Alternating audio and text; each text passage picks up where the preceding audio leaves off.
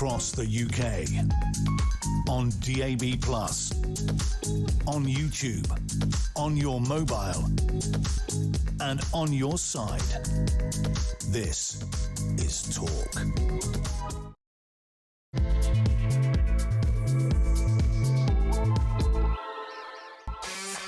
There you are. Good afternoon and welcome to Drive Time right here on Talk. I'm Kevin O'Sullivan and I'll be your host for 3 thrilling hours of news, views and topical debate all the way to 7 o'clock. Get on the show, get on the phone and call me on 0344 499 1000, or you can WhatsApp voice note me on the same number and I promise to play your message out. Lots to talk about today, so that's 0344 499 1000. It is Tuesday, April the 21st. Here's what's coming up. Parliamentary popcorn, but which did you prefer, the Keir Starmer show or the Ollie Robbins show? Either way, the one thing we've learned from 2 days exposing the god-awful way things are run is that this country is in an almighty mess. Starmer desperately clinging on to a job he has proved he is not fit to do, desperately begging us to believe he's not a liar, but revealed unequivocally to be an irresponsible Prime Minister who played fast and loose with national security, effectively issuing orders that the ludicrously unsuitable Peter Mandelson, dubious friend to the Russians, the Chinese and a convicted American paedophile, be appointed Britain's ambassador to the United States, come what may, creating an atmosphere of high pressure and a pervasively dismissive attitude to crucial vetting that saw former Downing Street Chief of Staff Morgan McSweeney yell at a top civil servant, "Just effing approve it." What a shambles, and it all happened on Starmer's shambolic watch. Can he survive his latest and undeniably worst catastrophe?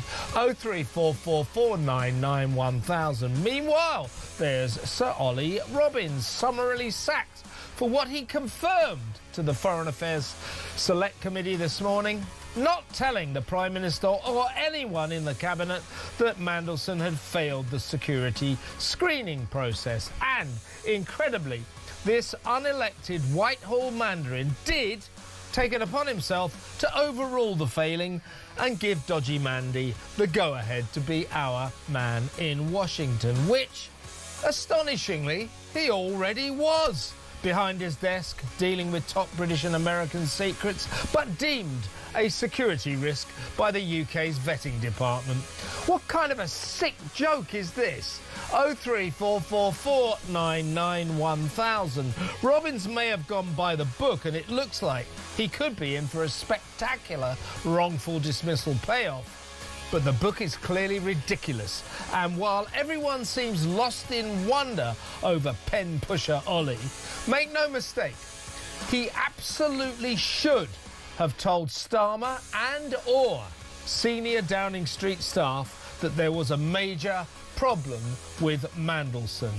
But he didn't. He clearly took the view that it was his job to please the Prime Minister. No one in Robbins' position should ever be allowed to do that again. 0344 499 1000. Expert guests, deep dive analysis and your calls and messages throughout the next compelling 3 hours. Stay tuned. All that and so much more, so don't go anywhere. Stick with me right here, right now on Talk, the home of free speech and common sense. Let's spend Tuesday afternoon together. Let's go straight over, because we've got lots to get through today, straight over to our first guest, Senior Fellow at the New Culture Forum, Philip Kiszely. Hello, Philip. Hi, Kev. What a day, eh? Another what a day. So yesterday it was the Starmer show. Today it was the Ollie Robbins show. Now, a lot of people, I'm noticing BBC journalists in particular, are tweeting, what, the consummate civil service, the best of the civil service. Now, I don't... what I took from this morning, I don't think Ollie Robbins is a dishonourable man, but I think he's a pen pusher, steeped in the weird ways of Whitehall. And what he did confirm is something that is utterly unacceptable, that an unelected civil servant took the unilateral decision not to pass on the information that our new ambassador to the United States of America, Peter Mandelson, incredibly already in his job, already behind his desk, had failed the security screening process. Now, Robbins was at great pains to say, well, look, that didn't really fail the vetting process. The vetting process came with my decision, with the decision of the Foreign Office mandarins. Well, in that case, that vetting process has got to change right now. Civil servants cannot make serious decisions to do with national security. Meanwhile, we've got what we did find out from Robbins is that the Prime Minister and his staff, clearly Morgan McSweeney in particular, the then Chief of Downing Street staff, created, as he put it, an atmosphere of high pressure. The Prime Minister wants this, we want it done fast, get it done fast. To the extent that the Downing Street team, that Morgan McSweeney, didn't or even suggested that Peter Mandelson, of all people, didn't need to be security vetted. He was, and he failed. Such was this febrile atmosphere in Downing Street. The Prime Minister wants this man Mandelson in that job, and he wants him in now. That at one point, Morgan McSweeney yelled at Ollie Robbins' predecessor, Sir Philip Barton, just effing approve it. So you can see what was going on here. So what this does amount to, we're going to play that clip before we get your thoughts, Philip, but what this does amount to is this Prime Minister, we have a civil servant who did go by the books, it looks, but the books have been proved to be absolutely ridiculous. Never again can a Whitehall pen pusher make a decision of national security importance. Meanwhile, we have a Prime Minister who clearly played fast and loose with national security. He knew about Starmer, or rather, he knew about Mandelson. He knew about his friendship with Jeffrey Epstein after Epstein was convicted of paedophile offences. He knew that this was a dodgy guy, and yet he said, just get him into that job, just get him into that job, just get him into that job. That is unacceptable from a Prime Minister. Let's just remind ourselves of Ollie Robbins going over or raking over some of the coals which led ultimately to his dismissal, his summary sacking last week.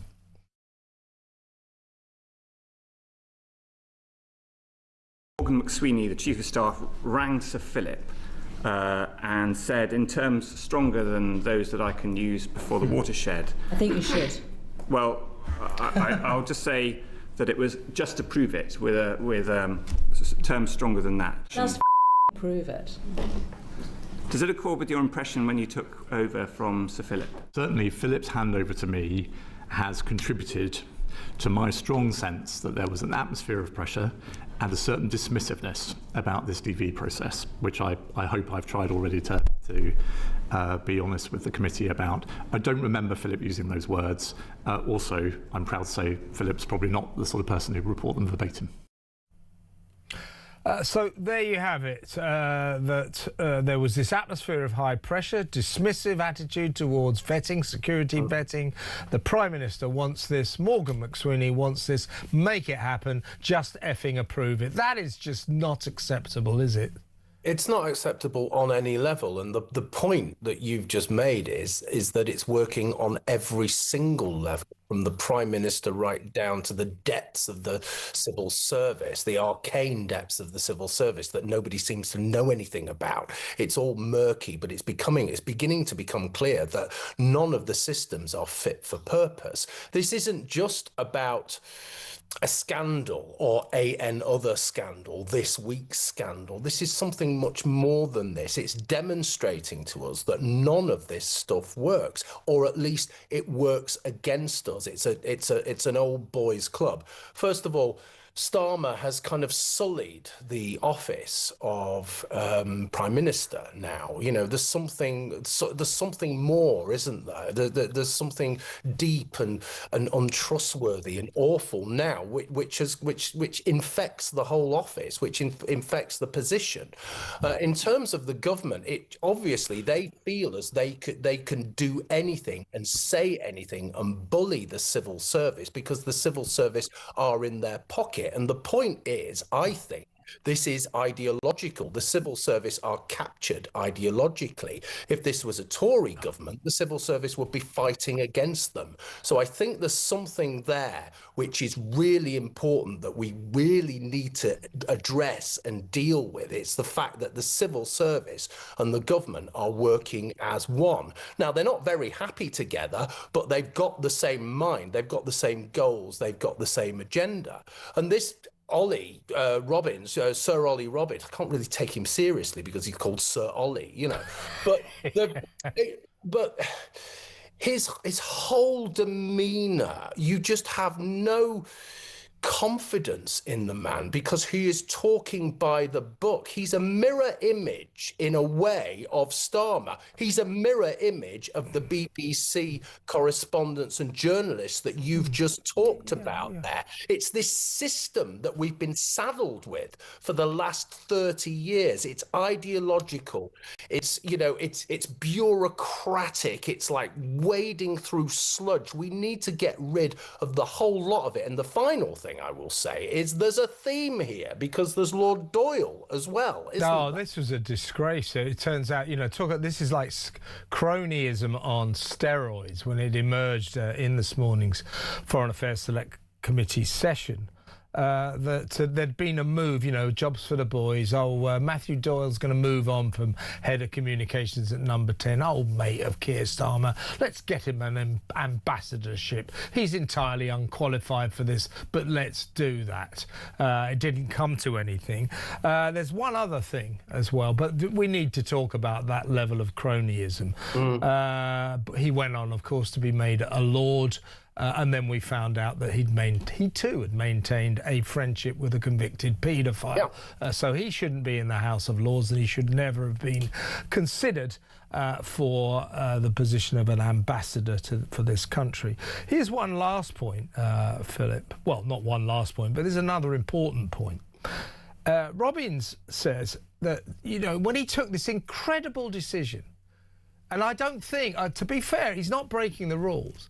He doesn't seem to realise that, you know, we, the public, are going, wait a minute, so you've got these unelected pen pushers making decisions. Basically, it was down to Robbins that Mandelson got this job because he decided, oh, well, the security screening process, he's failed that, but, hey, I'm going to overrule that. But what he does say is the reason he felt able to overrule the security screening process was that someone told him that Mandelson was only a borderline failure. Borderline. Who told him that? Who told him that? And as they kept pointing out in the committee, here's the form. You've got 3 boxes. You've got there's the one in the middle, amber, you know, iffy. You've got the green, he passes, and then you've got red, great big red box. Fail. That was what was ticked on Mandelson's file. But, you know, Robbins, oh, well, I've never even seen one of those forms. I'm one of the leading experts on security vetting, but I've never seen one of those forms. This is insane. This is bureaucracy gone completely haywire mad.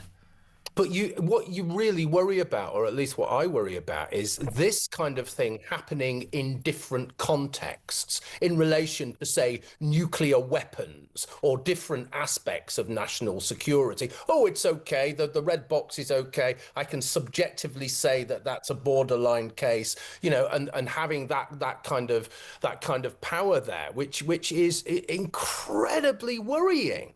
But also, just the other thing, again, about Lord Doyle, it seems as though they have a whole different value system to us. All of these people are associated, or a good number of these people are associated in some way with known paedophiles. And yet that doesn't seem to be a terrible thing for them. This is, it's only the proles and the, you know, the little people who are concerned about things like that. We're far too sophisticated for that kind of stuff. So it does feel as though this is so broad, so deep, and so complex. Where else is it? Where else is this kind of stuff happening? Where else are we not being governed in the way that we should be? Where else is the civil service not actually working in concert with the government to make it, one, to keep us safe, and two, to make the place run properly. None of this stuff, it seems to be happening. And I'm looking forward and I'm thinking, it's all a joke. People are seeing the whole system as a joke, okay? People are desperate and despondent and unhappy because they see everything that they pay for, all of our taxes are going to these people, and it's all a joke. There's no point in doing any of it. I feel at this time, Kev, I'm sorry to get so angry about this. No, I think we're all pretty angry. The only reason I'm paying taxes at the moment is because I have to. I'll go to prison if I don't. That was always my reason, because I feel as though I want to buy into the country, because the country is absolutely working against me, and there's a bunch of imbeciles running it. Yeah, now, here's another. There's a lot of elephants in the room in this story. Yeah. Now, I thought the MPs, Emily Thornberry, and the gang on the Foreign Affairs Select Committee did an okay job. Okay, I mean, sometimes these MPs are so hopeless in these circumstances, failing to ask the right questions. I thought they did okay. I thought Emily Thornberry wasn't quite as tough as I thought she might be, but she did express repeated horror over the fact that Ollie Robbins and his mates at the Foreign Office in the civil service didn't record any facts, didn't record any conversations, no phone calls. Yeah, well, we know why they did that, don't we? So there's no paper trail. It's as simple as that. But here's the big question. And, you know, there's this emergency debate going on now in the House of Commons about this issue. They won't be mentioning what I'm about to mention. It didn't get mentioned once this morning. It was never mentioned once to Keir Starmer when he was in the dock yesterday in the House of Commons by all the MPs. You know, my question to Ollie Robbins would be, do you and the Prime Minister, did you read the newspapers? Did you read the Independent, the metaphorical front page of Britain's leading online newspaper last September the 12th? A story by David Maddox, its political editor, saying unequivocally that Peter Mandelson had failed the security screening process, had failed the vetting process. It was in the damn papers. Why wasn't Robbins asked about that this morning? Why wasn't Starmer asked about this? And why are all these Westminster twonks being allowed to extract that crucial fact from the equation? It was in the bloody papers last September. So Starmer, don't tell us you didn't know anything about it. Don't tell us you only found out last Tuesday. It was in the papers last September. It's obvious. You knew it, I knew it, the whole of the British public knew it. In other words, they are taking us for fools. And, you know, there's only so long that can happen. The problem is now, what happens next? You know, does he go tomorrow? Does he go the day after? Does he go next week? Or does he cling on until the 7th of May? And I've said this before, you know, you should be careful what you wish for, because if he does go after the 7th of May or he goes next week, we are in a terrifying situation, in the sense that we might have, you know, Nutty Ed Miliband or Big Ann, Crazy Big Ann. You know, it feels as though... Be careful what you wish for, you're so right. Yeah, it feels as though we're on the precipice, and it feels as though they have pushed us. And when I say they, quite rightly, we rain against the government week after week. This channel, all the news outlets do, but it's also the blob, it's also the civil service, it's also Ollie Robbins. He represents all of the stuff that we need to untangle, we need to get rid of, we need to really rethink. Yeah. And if there is going to be a government in the future that can work properly, then all of that stuff. Yeah, just a last point that I'll make is that Ollie Robbins, you know, basically said, well, you see, unlike all other departments, the Foreign Office has very, very, you know, sensitive work to do, and that's why the Foreign Office alone is allowed to overrule security decisions, decisions of national security importance. It should be the opposite. That has to end. That has to end. That is absurd, and it is an indictment of this country. That has got to finish. Philip, really good to talk to you. Thank you so much for your time. The great Philip Kiszely, Senior Fellow at the New Culture Forum. Next up, we're going to talk to Shadow Cabinet Office Minister Mike Wood. He's the Conservative MP for Kingswinford and South Staffordshire. That next, stay tuned.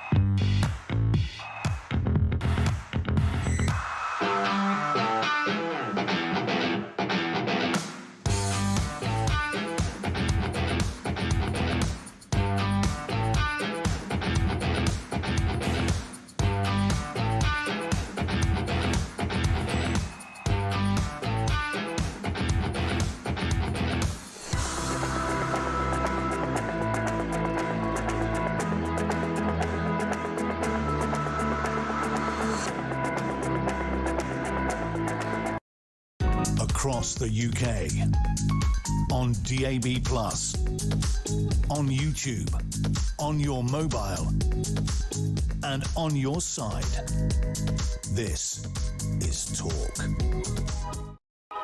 Welcome back. Let's go straight over to Shadow Cabinet Office Minister Mike Wood. Welcome, Mike. Good afternoon. OK, so welcome to the show. You will have enjoyed the Ollie Robbins show this morning, him appearing before the Foreign Affairs Select Committee. I mean, overarchingly, I want to ask you for your view on this.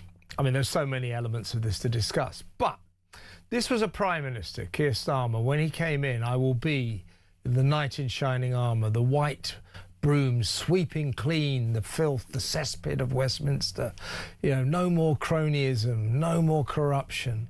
And what do we learn today? Of course, we learned that he made it like kind of the #1 mission to get Mandelson into our Washington embassy. Nobody quite knows why he was so manically keen for this to happen, but he let his people know. He let Morgan McSweeney and all the staff, you get him in, and you get him in quickly, to the extent that Morgan McSweeney, when he was Chief of Staff at Downing Street, was clearly feeling the pressure so much that he screamed at Ollie Robbins' predecessor, the Permanent Under-Secretary at the Foreign Office, Sir Philip Barton then, just effing approve it. We're talking about the security. So here we have cronyism on steroids. And now take that cronyism on steroids and multiply it by about 1,000.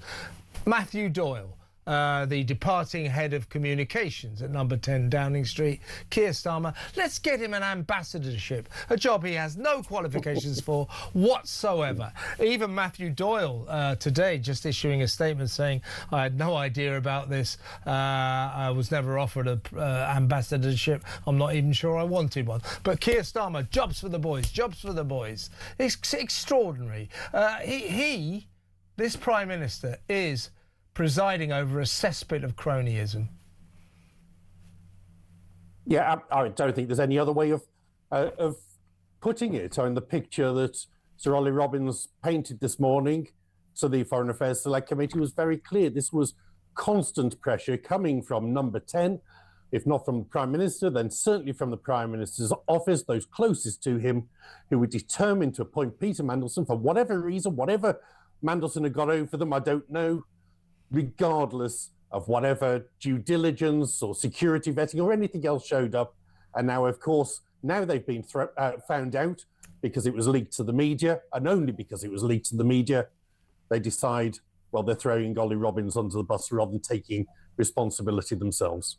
Absolutely. Now, Ollie Robbins, he clearly did do things by the book, which means we have to seriously look at the book. It is absolutely unacceptable to British citizens that an unelected Whitehall pen pusher makes such a serious decision affecting national security.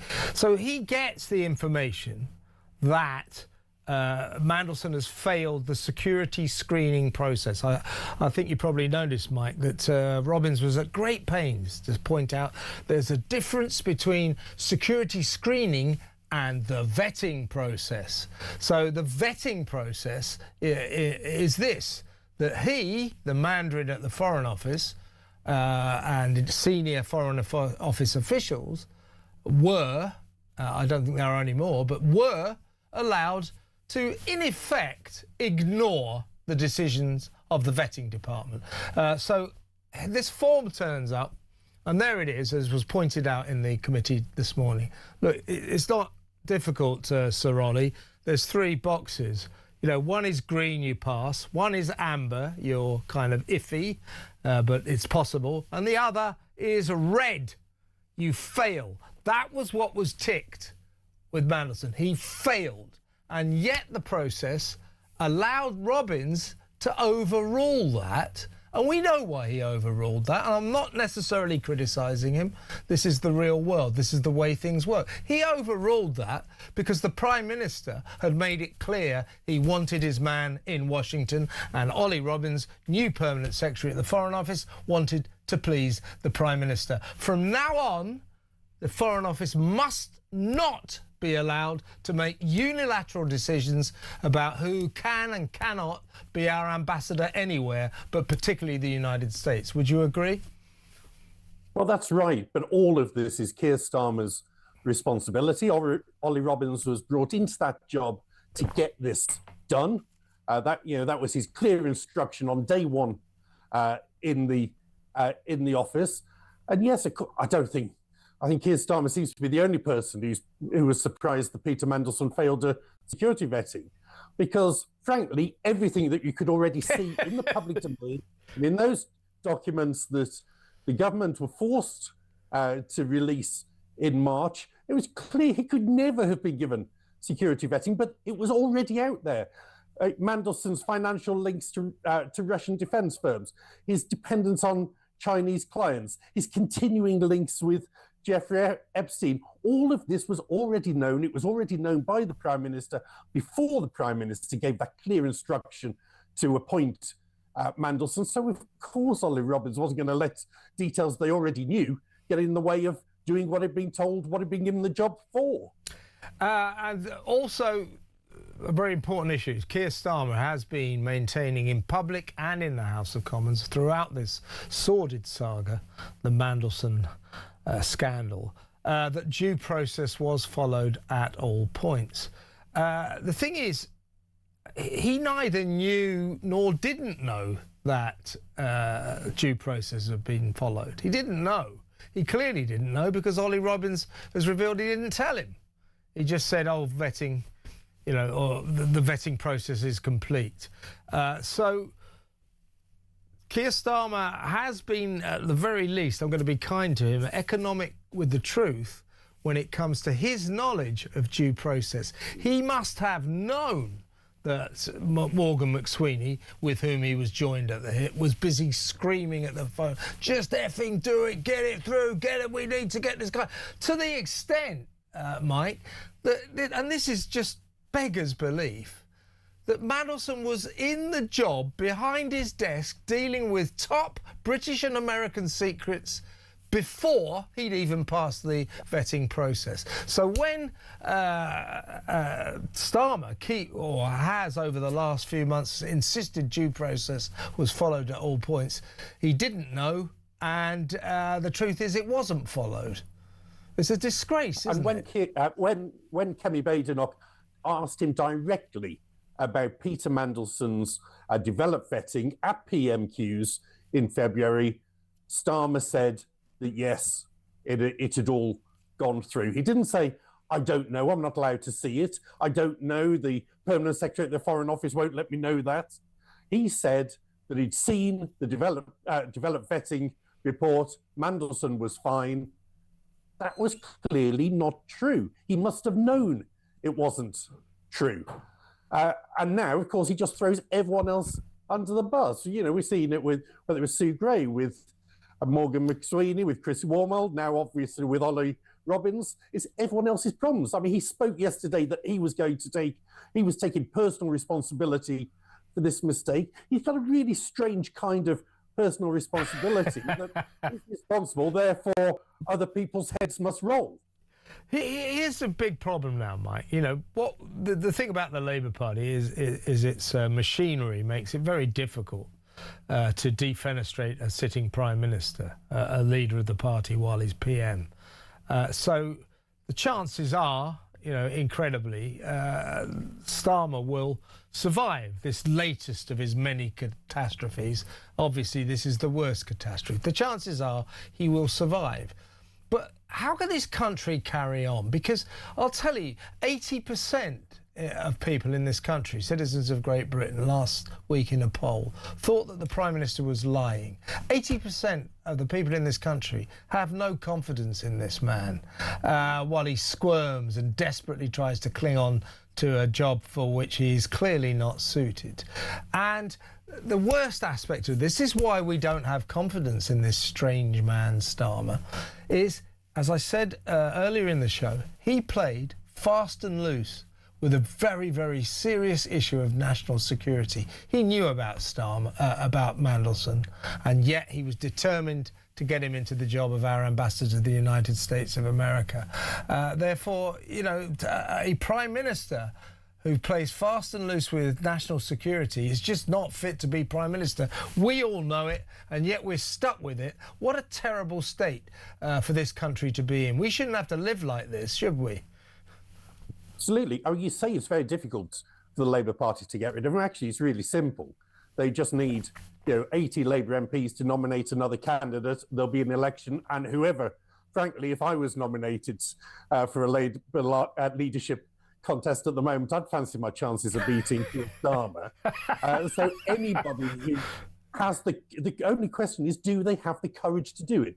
Anyone who has the courage to come forward, get those 80 nominations, they are going to firstly rid us of this not only incompetent but increasingly obviously dishonest, misleading Prime Minister. But also, of course, come the summer, the chances are they'll be number 10 themselves.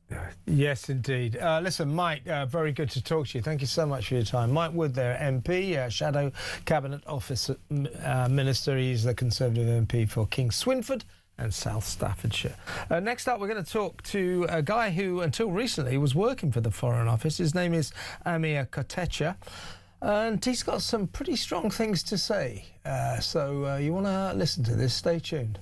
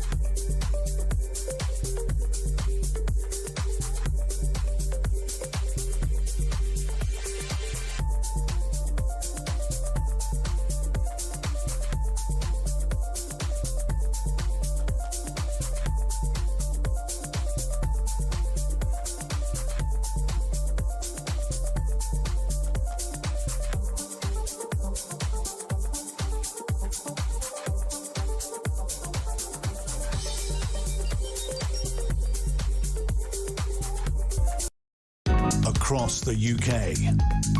On DAB+, on YouTube, on your mobile, and on your side. This is Talk. Welcome back. We were hoping to get Edward Morello, MP, onto the show in just a little while. He is a member of the Foreign Affairs Select Committee. You would have seen him if you watched it this morning, putting Ollie Robbins on the spot. He's a Lib Dem, but he's stuck in this debate, this emergency debate that is unfolding as we speak in the House of Commons. Not many people in it. But Edward Morello, it looks as if he won't be able to get out of the chamber. So that's an opportunity for you. Every cloud has a silver lining. Get on the phone, 0344 499 1000. After I've spoken to our next guest, we'll come to you. We'll take some calls. 0344 499 1000. Can Starmer survive? What did you think of Ollie Robbins this morning? Will he get a spectacular payoff? Was he wrongfully dismissed? What the hell is going on at the Foreign Office that civil servants make decisions affecting national security? That should be elected politicians, not unelected Whitehall mandarins, don't you think? 0344 499 1000. Now, before we get to that, let's go to my next guest. He's a former diplomat with the Foreign Office. He's worked at the British consulate in Russia, and he was the head of Palestinian issues based at the British Embassy in Tel Aviv, so he's really been in the thick of it. A warm welcome. He's now CEO at the Centre for Government Reform, Ameer Kotecha. Welcome, Ameer. Hi, Kevin. Good to be with you. Now, the Centre for Government Reform, I'd say we need some government reform, or shall we say Whitehall reform, Foreign Office reform. You worked at the Foreign Office. Now, what we learned this morning, incredibly in my view, was that Ollie Robbins did kind of go by the book. That book needs to be changed. It needs to be changed right now. It is, frankly, absolutely astonishing that an unelected civil servant, a pen pusher in Whitehall, can make a decision about whether or not a candidate gets the job of ambassador to the United States of America. Not the Prime Minister, not any cabinet minister, no one in number 10 office, some bloke in Whitehall. That's ridiculous. That has got to change. Would you agree? I agree absolutely, Kevin, that, look, if we have a rule book at the moment, which means that key matters of personnel and key matters of national security can't be shared with a democratically elected prime minister, then absolutely that rule book has to be changed. But actually, I mean, what we learned today is that Ollie Robbins was actually trying to be the sort of civil servant that politicians say they want, right? Essentially, the Prime Minister and Morgan McSweeney said they want Mandelson in that job. And Ollie Robbins, to his credit, was trying to deliver, right? He said that he was under a lot of pressure by number 10 to make it happen. And essentially, he made it happen. So, look, I've had lots of criticisms of the Foreign Office, of the Mandarins, of the whole system since I left. And that's actually why I've set up this organization, because I think the civil service, frankly, is failing. But actually, I find myself in a slightly unlikely position today because I think Ollie Robbins came out of this quite well. I mean, the questions that I came away with were the same ones I've had for the last week or two, which is, why was Mandelson ever the candidate in the first place? Why was Starmer and McSweeney so determined to give this man the job? He was patently unsuitable. Would you say what I think has to be the system, the new system going forward, is we can't have a situation where the Prime Minister creates, as Ollie Robbins described it, an atmosphere of high pressure, which ended up with or led to Morgan McSweeney at one point screaming at Ollie's predecessor, Sir Philip Barton, just effing approve it, because the Prime Minister wanted it. Therefore, Ollie Robinson tried to make his boss, his ultimate boss, the Prime Minister, happy. He didn't abuse the system. He did it according to the system. But, sometimes you'll be aware of this. People who are steeped in bureaucratic processes. They never stop to think about them. Oh, I've done that by the book. The fact that Ollie Robbins, he's at great pains this morning, wasn't he, to point out that the vetting process is not the same as security screening.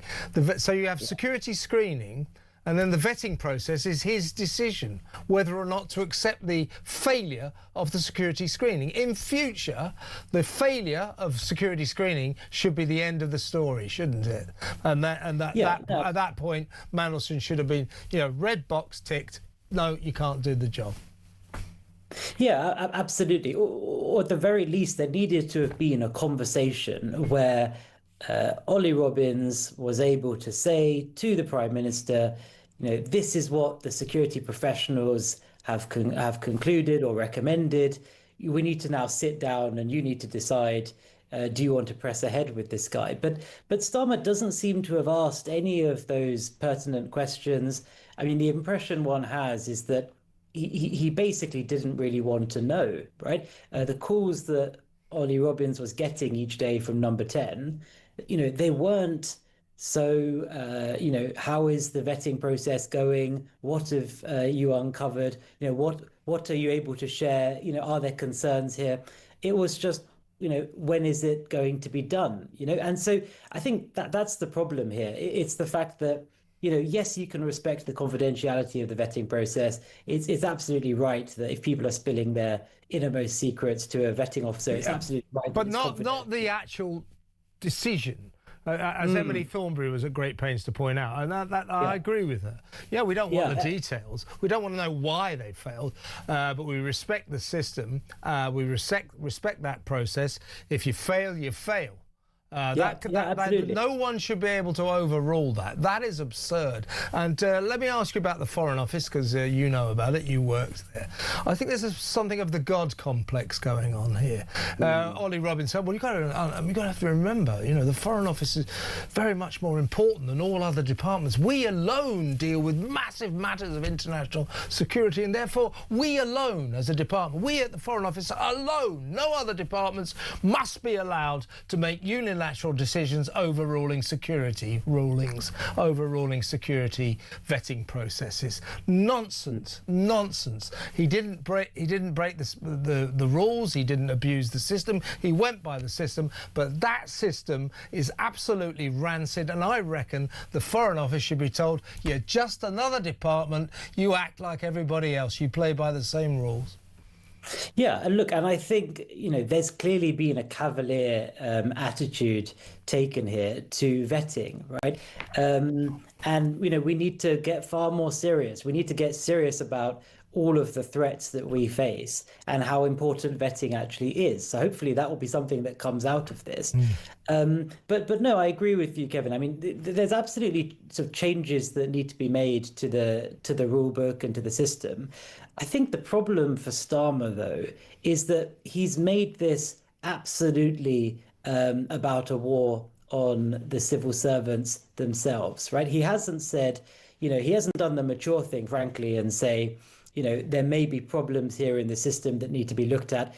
In his statement in the House yesterday, he absolutely turned the knife and twisted the knife in on Ollie Robbins. He said that he was deliberately being kept in the dark as Prime Minister, that this was done purposefully. And I think that's the problem for him, because, he's made a real enemy out of the Mandarins. And actually, after Ollie Robbins's appearance today, it looks as if Starmer was just determined to throw Robbins under the bus to save his own skin. So I absolutely agree with you. There's problems in the system. We can't have unelected officials, in the position where they're able to overrule the advice, the considered professional advice of the vetting professionals. I think I'd like to see that changed. But I wouldn't say we can let Starmer off the hook here, because I'm not going to. Don't worry about that, Ameer. I want to make a last point. This is my last point. Is again, I want to stress Ollie Robbins. I thought he came across as a decent and honourable guy. Don't get me wrong. Perhaps a little overly bureaucratic, but you know what those guys in Whitehall are like. That's they live by those systems. But let's get this straight. When he received the information that Mandelson had failed the security screening, deciding not to tell the Prime Minister or Morgan McSweeney or any of the senior Downing Street staff was an appalling mistake on his part.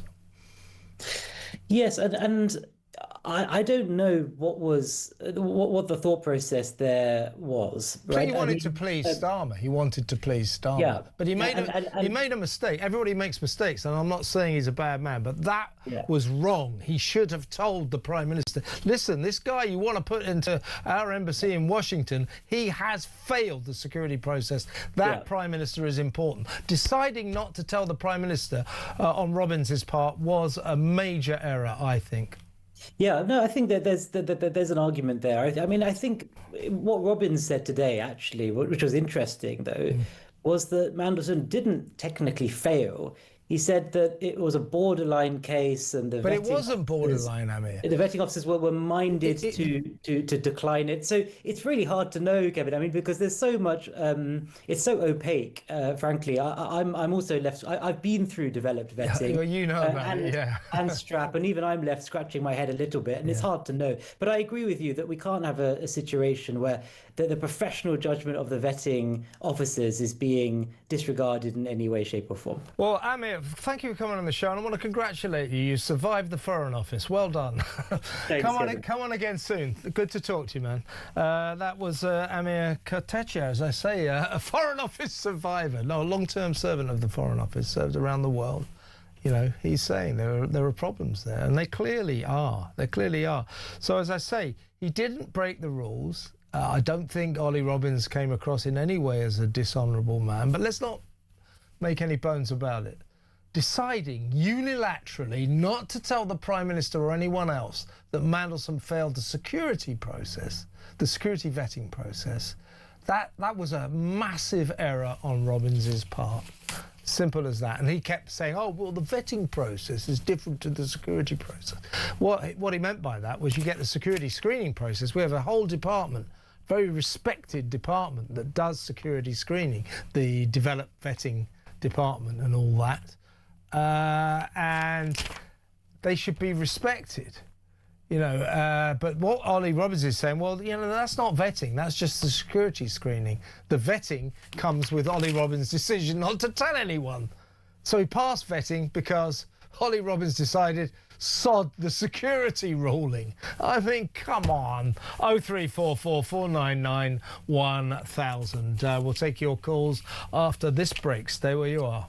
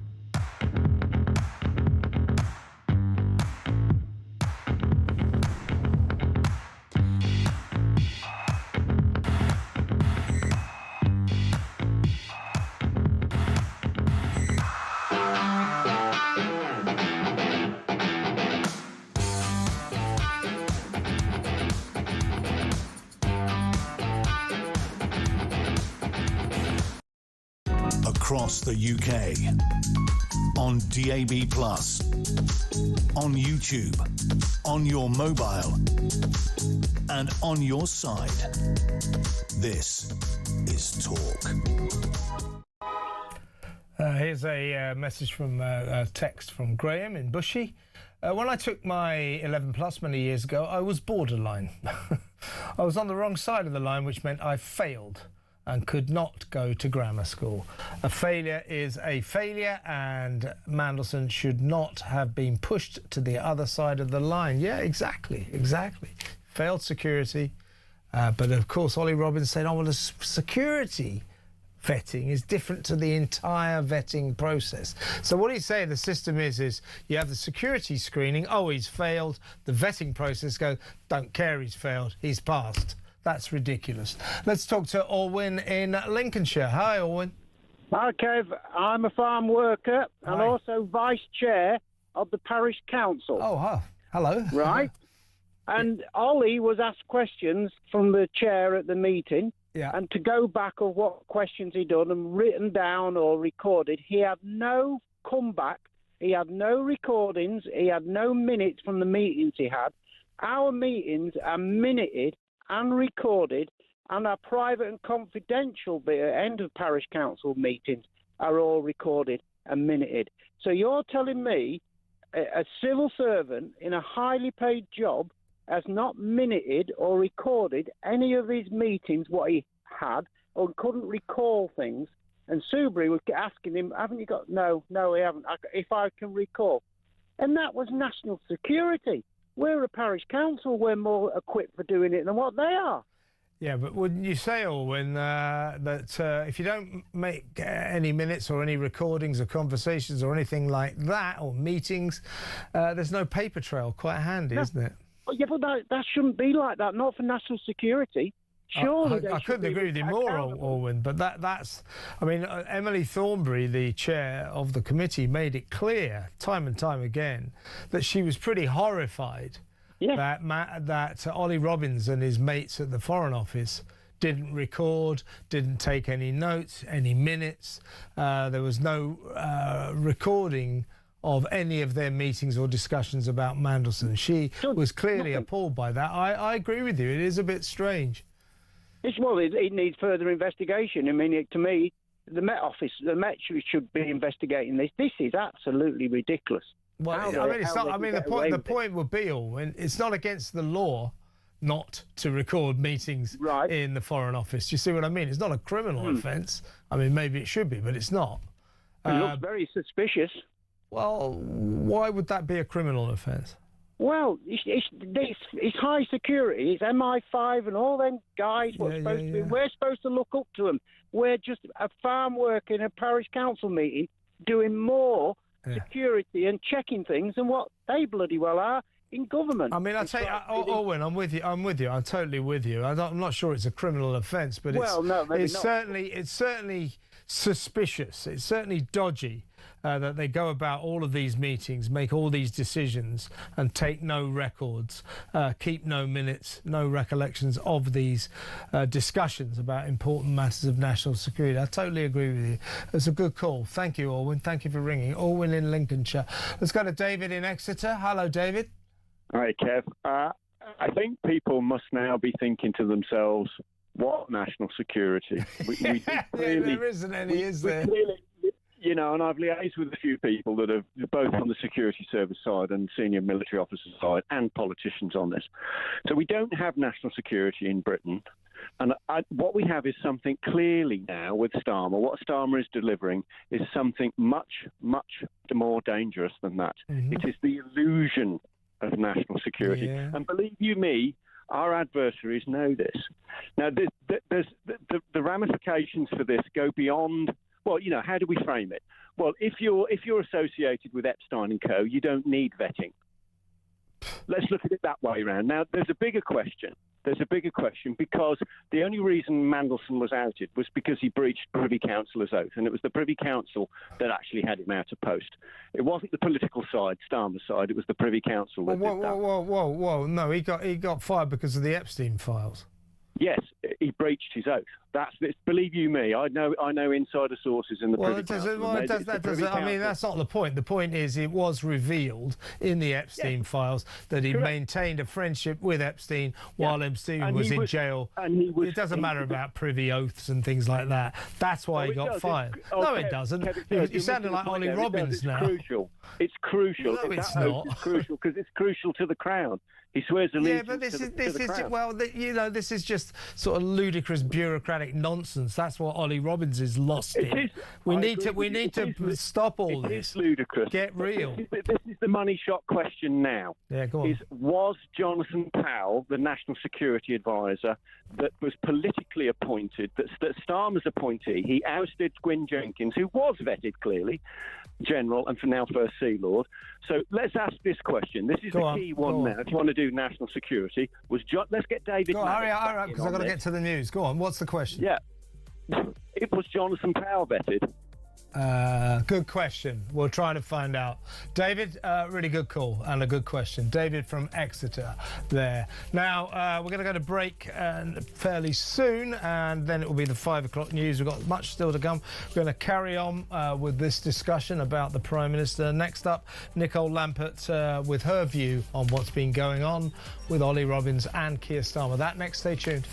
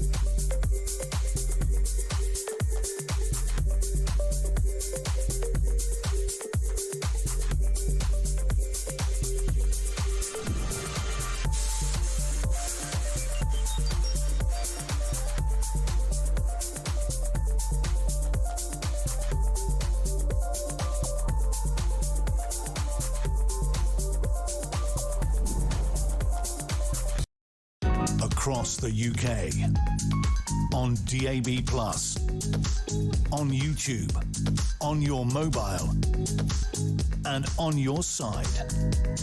This is Talk.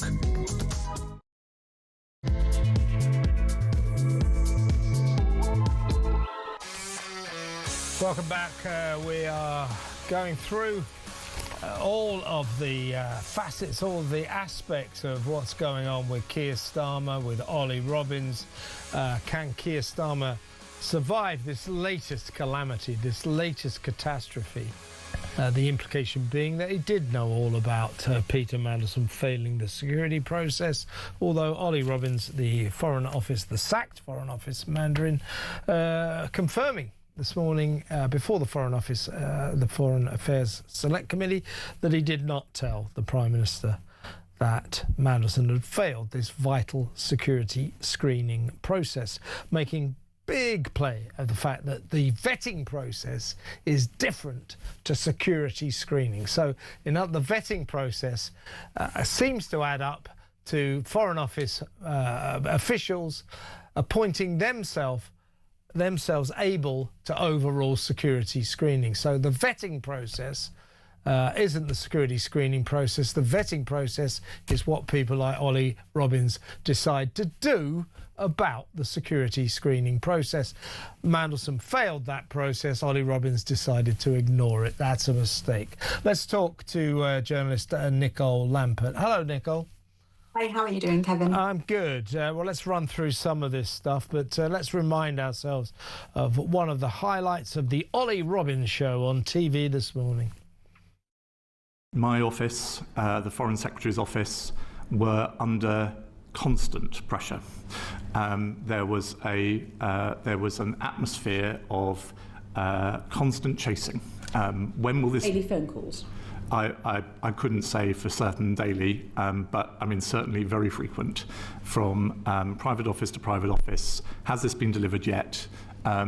Never any interest, as far as I recall, in whether, but only an interest in when. Well, Nicole, what this confirms is this confirms what Diane Abbott was alluding to yesterday in the House of Commons. Keir Starmer, nobody told me, I find it staggering, I'm furious, nobody told me that it failed the process. Diane Abbott rarely stood up and hit the nail on the head. She just said, yeah, okay, nobody told you, but did you think to ask? Did you think to ask? Ollie Robbins this morning basically saying that he didn't tell the Prime Minister that Mandelson had failed the process, the security process.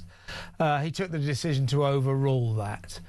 This is just crazy. But the Prime Minister, clearly, from what we're hearing from Robbins there, created an atmosphere of high pressure, a highly pressurised situation, which led to, at one point, Morgan McSweeney screaming at Ollie Robbins' predecessor, Sir Philip Barton, just effing approve it.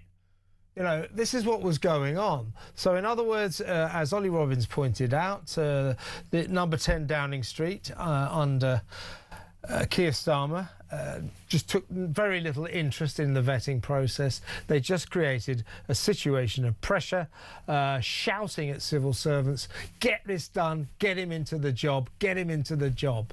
This Prime Minister, we learn from that saga, just played incredibly fast and loose with a serious issue of national security, that is the person that we put into our key diplomatic role, that is ambassador to the United States of America. The Prime Minister played fast and loose with the very important national security issues surrounding that appointment. That's a disgrace. It's an incredible day of high drama, isn't it? Yet another day of high drama in the Commons today, with all the who said what, when should they have said it, people shouting, and then just behind the corner you've got everyone with their daggers out ready to knife Keir in the back. So yeah, what we do know is that they gave Mandelson the job before he was vetted. He was announced, he was given the job by the King and accepted by the Americans, but he hadn't gone through this vetting process. And as was discussed by David Davis in the Commons when I was listening in earlier, the American ambassador has you have to be particularly careful with them, because they get to see some of the Five Eyes information, which is the most secret information. So they have to be cleaner than clean. So that's why the vetting process was so important. Ollie Robbins makes the point that he didn't tell Keir Starmer because that wasn't his job to, because also there has to be an element of secrecy. But yeah, there was also, we know that Morgan McSweeney has piled this enormous pressure to get his friend, let's not forget, Peter Mandelson, the job, and was getting the pressure to get to get it over the line, but it didn't get over the line. And so there's still question marks over what happened then, like who told who what, who knew what, because are we seriously meant to believe that Morgan McSweeney didn't know that he hadn't passed the test and that he didn't then pass it on to the Prime Minister? There's still so many questions left unanswered. Yeah, most people do think that Starmer did know, but Robbins did say this morning that he did take this weird unilateral decision to overrule the security vetting results and just say this guy has now passed the vetting process because I've decided that. Yeah. That's ridiculous. But he did go on to say the following, which I think is pretty damning. He said, I regret vetting was not done before the announcement. So that is a reference to the incredible fact that while there was this massive row going on, when are you going to get this vetting done? Come on, just effing approve it. Get it done, get it done. Mandelson was sitting behind his desk in the embassy in Washington. He was already doing the job. He was already dealing with top British and American secrets. And he hadn't passed the security. We didn't even know the results then. That is terribly wrong. And Robbins also said, I regret the serious reputational risks that the Prime Minister ignored, talking about Peter Mandelson, the Prime Minister's mania to get Mandelson into this job. That's quite a damning statement. What do you think, Nicole, was the reason for Starmer and I guess McSweeney and all of that lot's mania to get Mandelson into the embassy in Washington? Why were they so manically keen to get this guy in position? Why? It feels like there's been some sort of dealings that what was happening before the election, perhaps to help, Starmer, perhaps Mandelson said, I'll help you win, get to become Prime Minister, I'll give you the advice that you need. And this is pure speculation on my behalf. But I want the job in Washington. The fastness was they wanted to get him in place before Trump became president.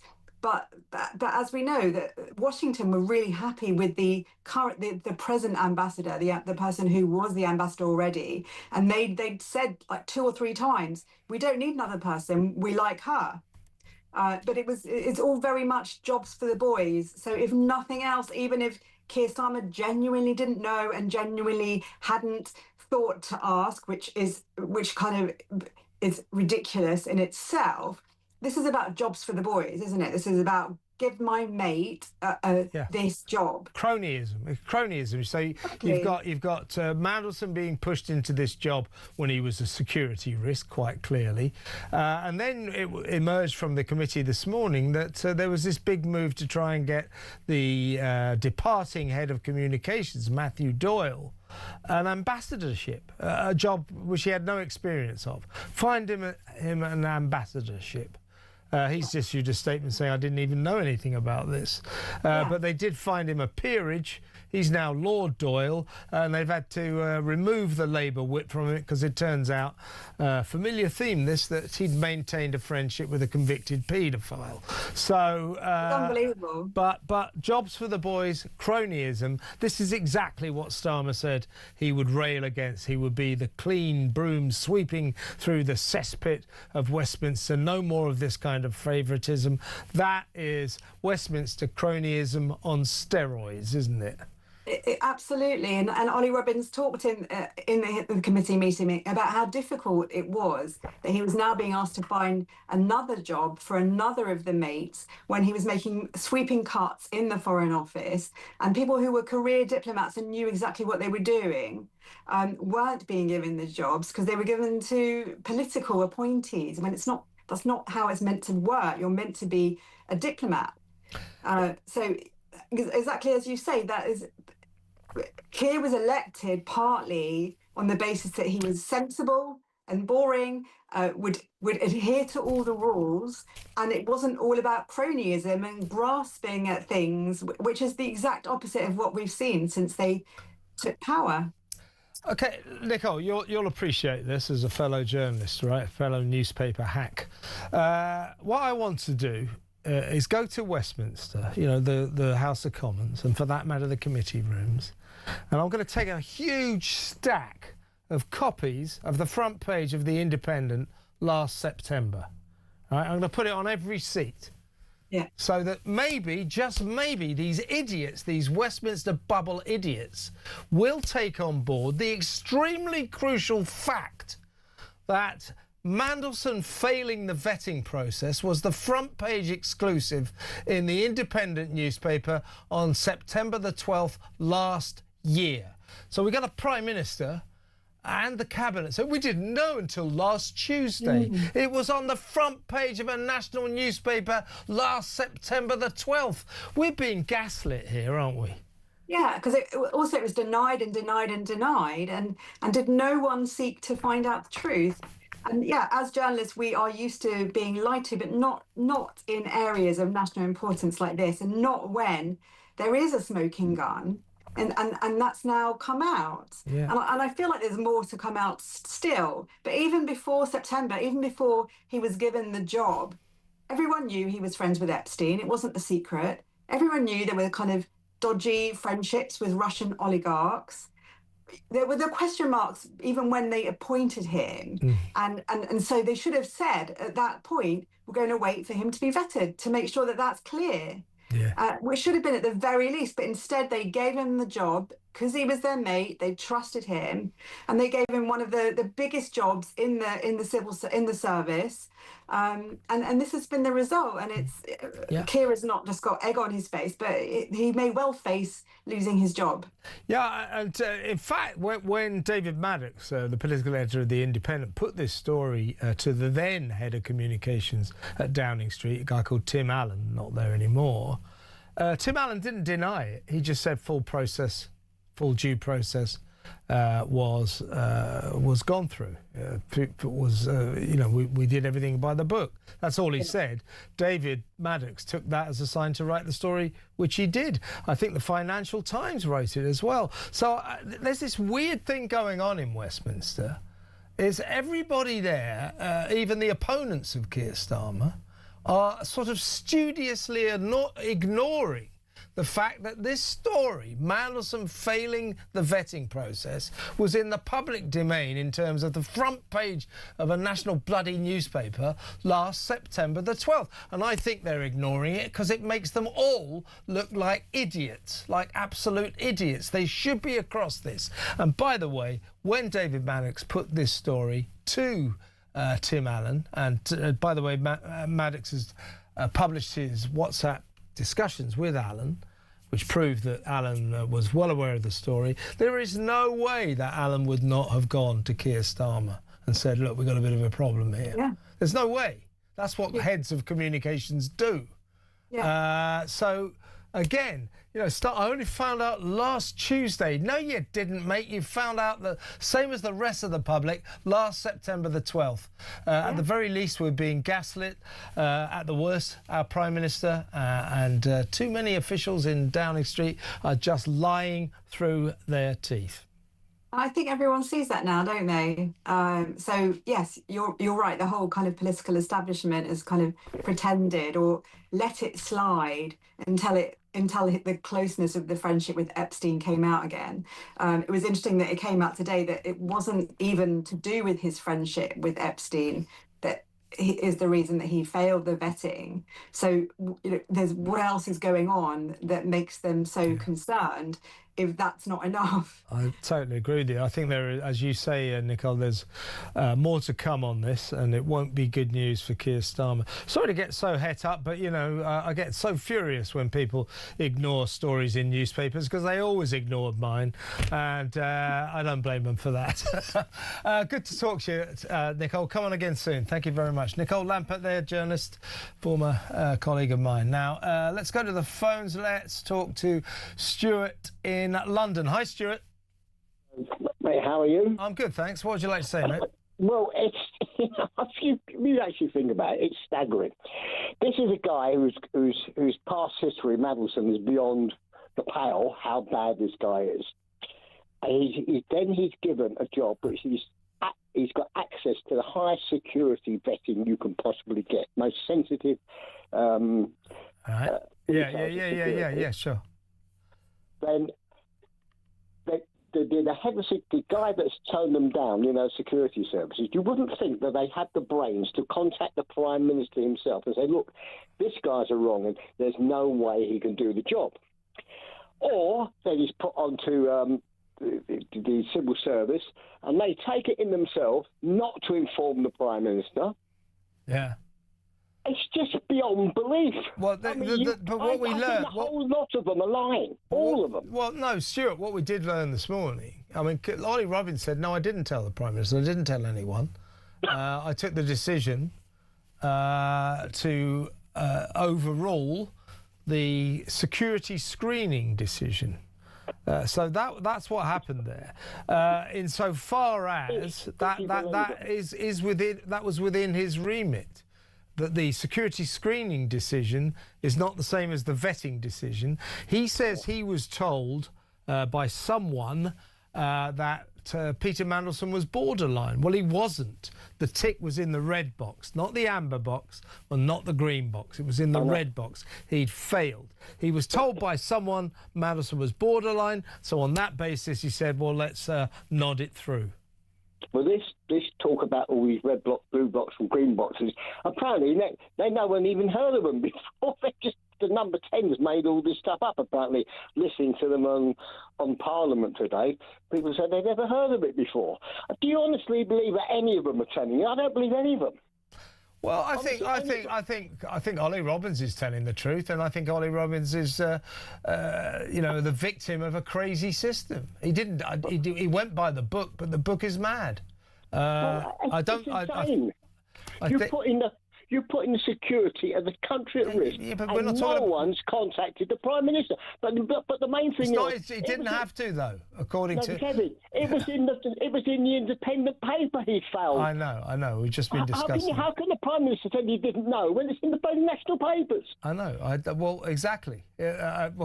I mean, therein is a really important point that we've got to ram home to Keir Starmer.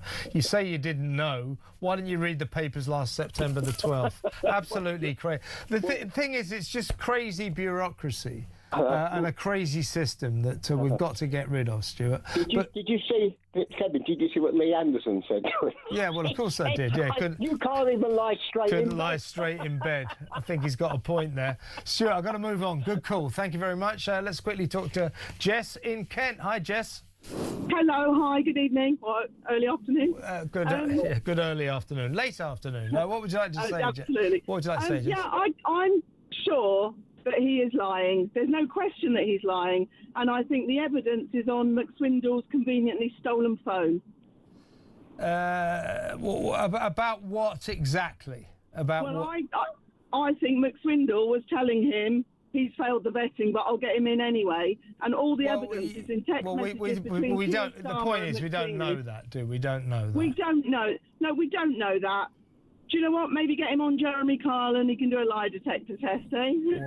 Well, quite. I mean, there's a lot still to come out, but I think what was interesting to hear that Morgan McSweeney at one point screamed at Ollie Robbins' predecessor, Sir Philip Barton, at the Foreign Office, just effing approve it. So there was this enormous pressure. Which is why his phone going missing is very convenient.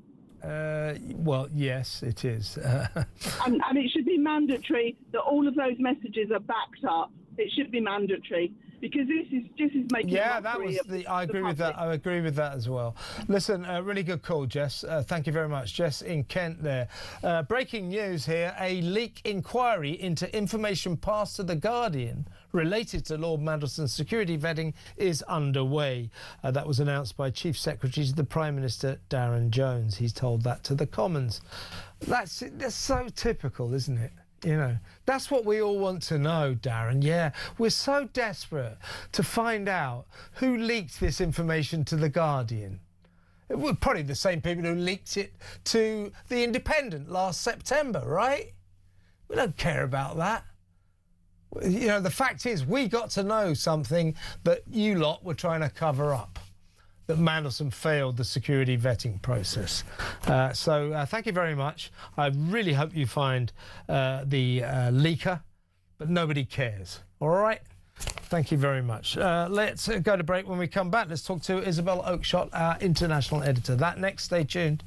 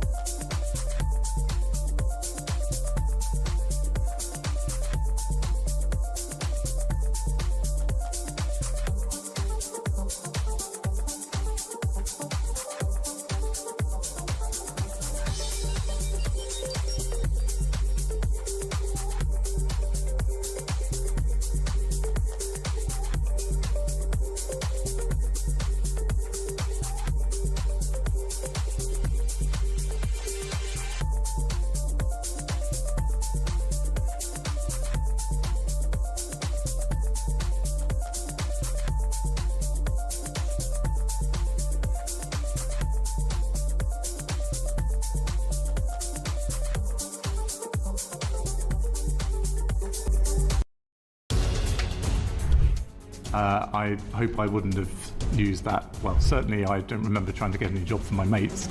Can you get a job? Can you help get a job for ex's mates? But don't tell the Foreign Secretary. I don't think it's completely surprising that the Prime Minister would be so sensitive about the way in which he was dealing with a member of his senior team, and particularly a Director of Communications who's in minute-by-minute contact with the media, that he would want that kept to a very, very tight group of people at the time. Across the UK, on DAB+, on YouTube, on your mobile, and on your side. This is Talk. Welcome back. Here's a voice note from Sharon.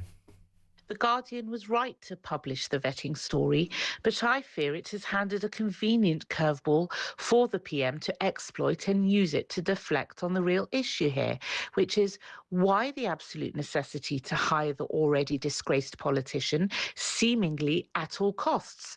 No one should ever be considered for such a position, no matter how small the security risk, not to mention the risk of reputational damage to our country and even to the PM himself, who obviously doesn't care about his own reputation, and of damaging our relationship with the United States.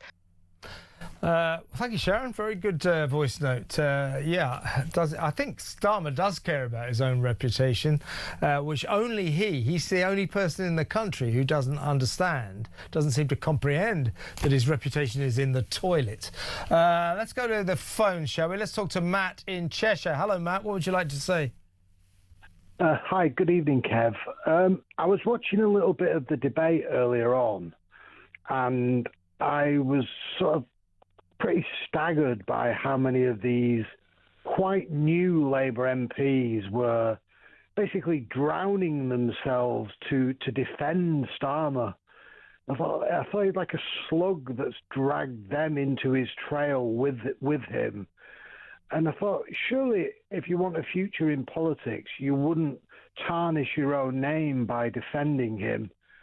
And out of about 400 and odd of them, you'd think there would be one that would stand up and say, this is enough, this is disgraceful, and he has to go.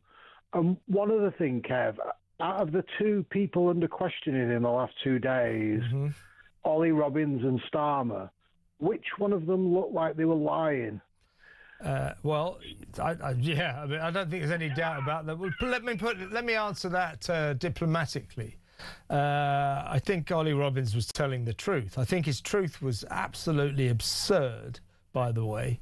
It's absurd that an unelected civil servant should be able to make a decision, the final decision about whether or not someone can be our ambassador to the United States. That is the job for an elected Prime Minister, to be honest with you, but certainly an elected politician, a member of the Cabinet or the Prime Minister. So that's absurd, but I don't think he was lying. He went by the book. The book is ridiculous.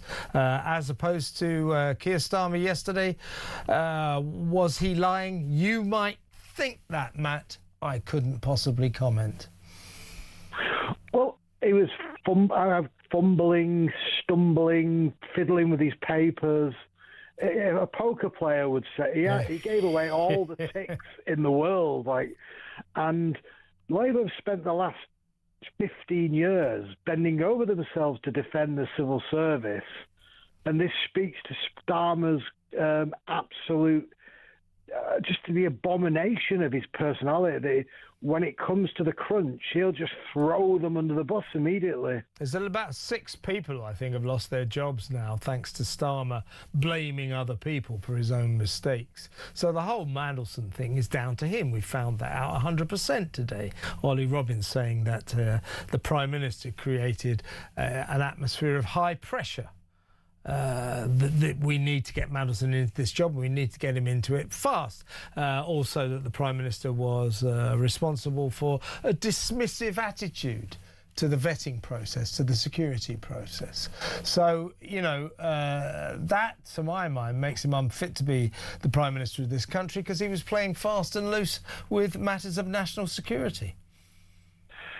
I think if that had been Dominic Raab, I think they would have called that bullying, wouldn't they? It's... that's an interesting point, yeah. It's just pressure when it came to Starmer and everything. It's just the hypocrisy of it is beyond comprehension. You wouldn't imagine that anybody with any self-awareness would think, actually, we've criticised the Conservatives all this time. We better be careful not to do any of the things that we've called them out on. And they've actually done all of them 10 times worse.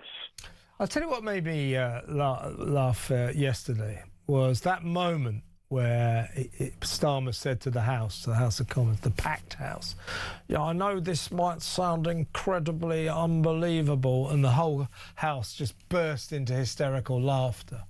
And he looked up as like this kind of really weird kid or something. They go, what are you like? You went like this. He couldn't understand why they were all laughing. Which, it's as if, you could say to Keir Starmer, speaking as an outsider, Keir, what do you think of the human race? Do you know what I mean? I think the same person that wrote that line wrote the Island of Strangers speech, Kev. The now rescinded and the now withdrawn Island of Strangers speech. Yeah, I mean, somebody in there is just sort of playing with him, aren't they, I think? Or maybe there's like a mole in there or something, I don't know. But he seems to say things that are written for him without thinking, actually, that might make me look like an idiot, if that's it. I don't think forward planning is his strength, Matt. Listen, Matt, I've got to go. Very good call, though. Thank you for ringing. Matt in Cheshire. Let's talk to Mark in Warwickshire. Hello, Mark. Hi, Kevin. It's just a quickie. One thing, I've got a theory. You're asking why the clamour to get Mandelson in the job in Washington. Yeah. Well, it could be cronyism. Its most benign motive could be just jobs for the boys, but that's the most innocent possibility, and that's bad enough. But it could be corruption on a grand scale, or it could even be treachery and treason. And the reason I think it would be worth looking at the Chagos deal. And why would you want to put Mandelson in that position? And people are saying, casting doubt over Starmer's ability to judge character. Yeah. He might have an impeccable judgment of character, and he picked Mandelson deliberately because he needed somebody to get the Chagos deal over the line. And of course, Mandelson had a mutual friend in Epstein with President Trump, and therefore there's loads of people, I imagine, with their noses in the trough and a financial interest in getting that Chagos deal done, and that's the corruption motive. Well, you know what's interesting about this is that he was. I think he was in the position. I think he was ambassador for about 6 weeks, and his achievement, if you can call it that, was to persuade Donald Trump to go along with the Chagos giveaway. So that's so Mandelson did persuade Trump to go along with what Richard Hermer, the Attorney General, and Keir Starmer, the Prime Minister, desperately wanted. And of course, that was a deal that I think we all accept was baffling and not at all in Britain's interest. So that was his one achievement, which might give some kind of indication as to why they wanted Mandelson in Washington. They wanted him to do their bidding. Exactly that. Just follow the money. And even that is a more innocent motivation. It's a traditional one, but it could be much worse than that when you consider the connections with the Chinese and who is it that would benefit out of the Chagos deal. Yeah, loads of players around financially, but ultimately, strategically, it could be the Chinese. So I think that's where, if it was me and I had any skin in the game, that's where I would be looking. And that's all I wanted to say, Kevin, really.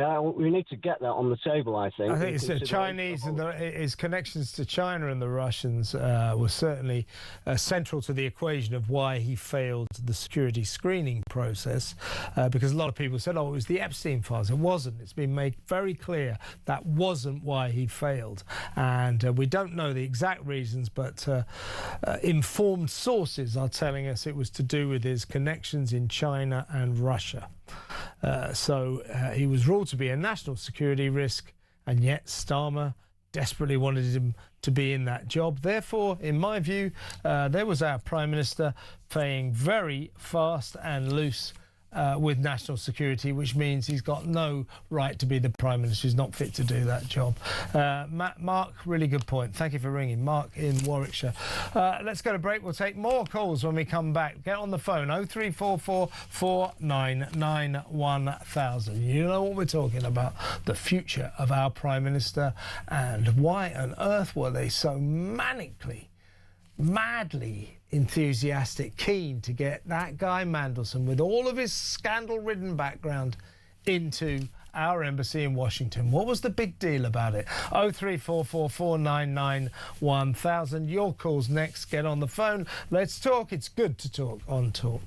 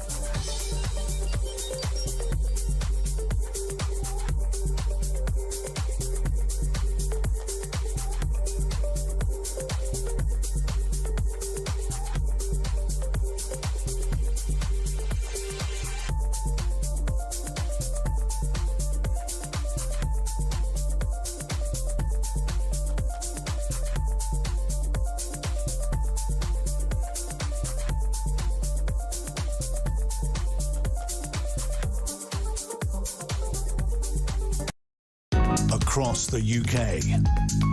On DAB+, on YouTube, on your mobile, and on your side. This is Talk. Welcome back. Here, this is a message from Graham in Stirling. He said, "Afternoon, Kev. I'm so looking forward to PMQs tomorrow, Prime Minister's Questions, in the Commons." I wonder, I too am looking forward to it, Graham, but I wonder if he'll turn up. It's the emergency debate today in the Commons. He's not there. He wasn't expected to be. But I wonder if he'll send a deputy in tomorrow to do PMQs. I wouldn't put it past him. But if he does go into the valley of death, as it were, it will be interesting if he's in the Commons tomorrow. But my guess, he will probably swerve it. You know what he's like. He's a craven little man, isn't he?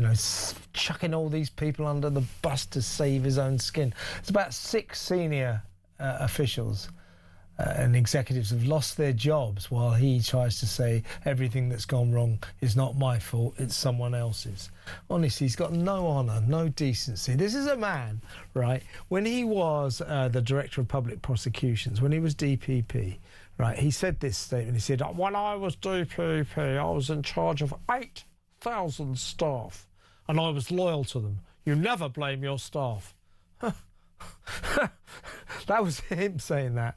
All he does, every time anything goes wrong, who can I blame? Who can I blame? Ollie Robbins, clearly, totally wrongly. He's going to get a massive payout.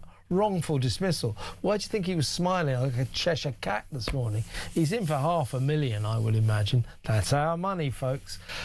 Shall we listen to a voice note? This one is from Kev. So Peter Mandelson was put in position before any vetting had taken place as ambassador to the United States when he has links to China and Russia. I've heard a hell of a lot over the last couple of days. I've not heard much from America. I wonder what America actually think of that. And considering how terrible our relationship is with America at the moment, thanks to Never Hear Keir, I can't see them being very, very happy about this. It's absolutely, it's scandalous, as we could all say, but why? Why? Who would do this? Starmer wasn't great friends with Mandelson. Why? That's my question. Why has this happened? Well, I'll tell you one thing, Kev.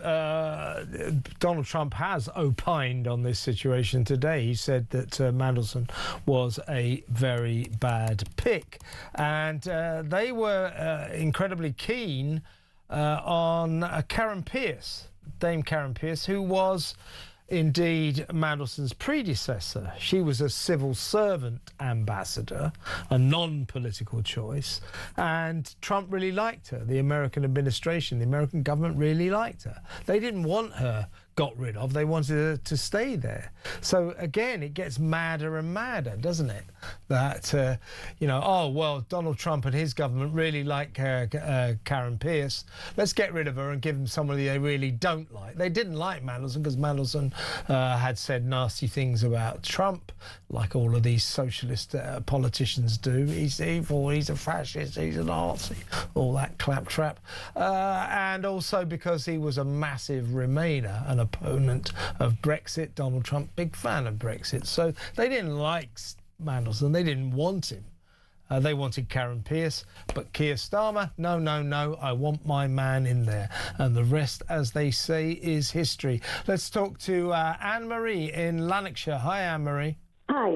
Right, I'd like to say this is a clear case. If nothing else, it's a clear case of malfeasance in public office. By whom, Anne-Marie? I think by the people that were in the SCO office and the government.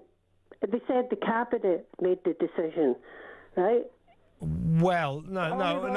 Ollie Robbins made the decision. Made it clear that it was the cabinet that made this decision, Now, it's an illegal act committed by public office.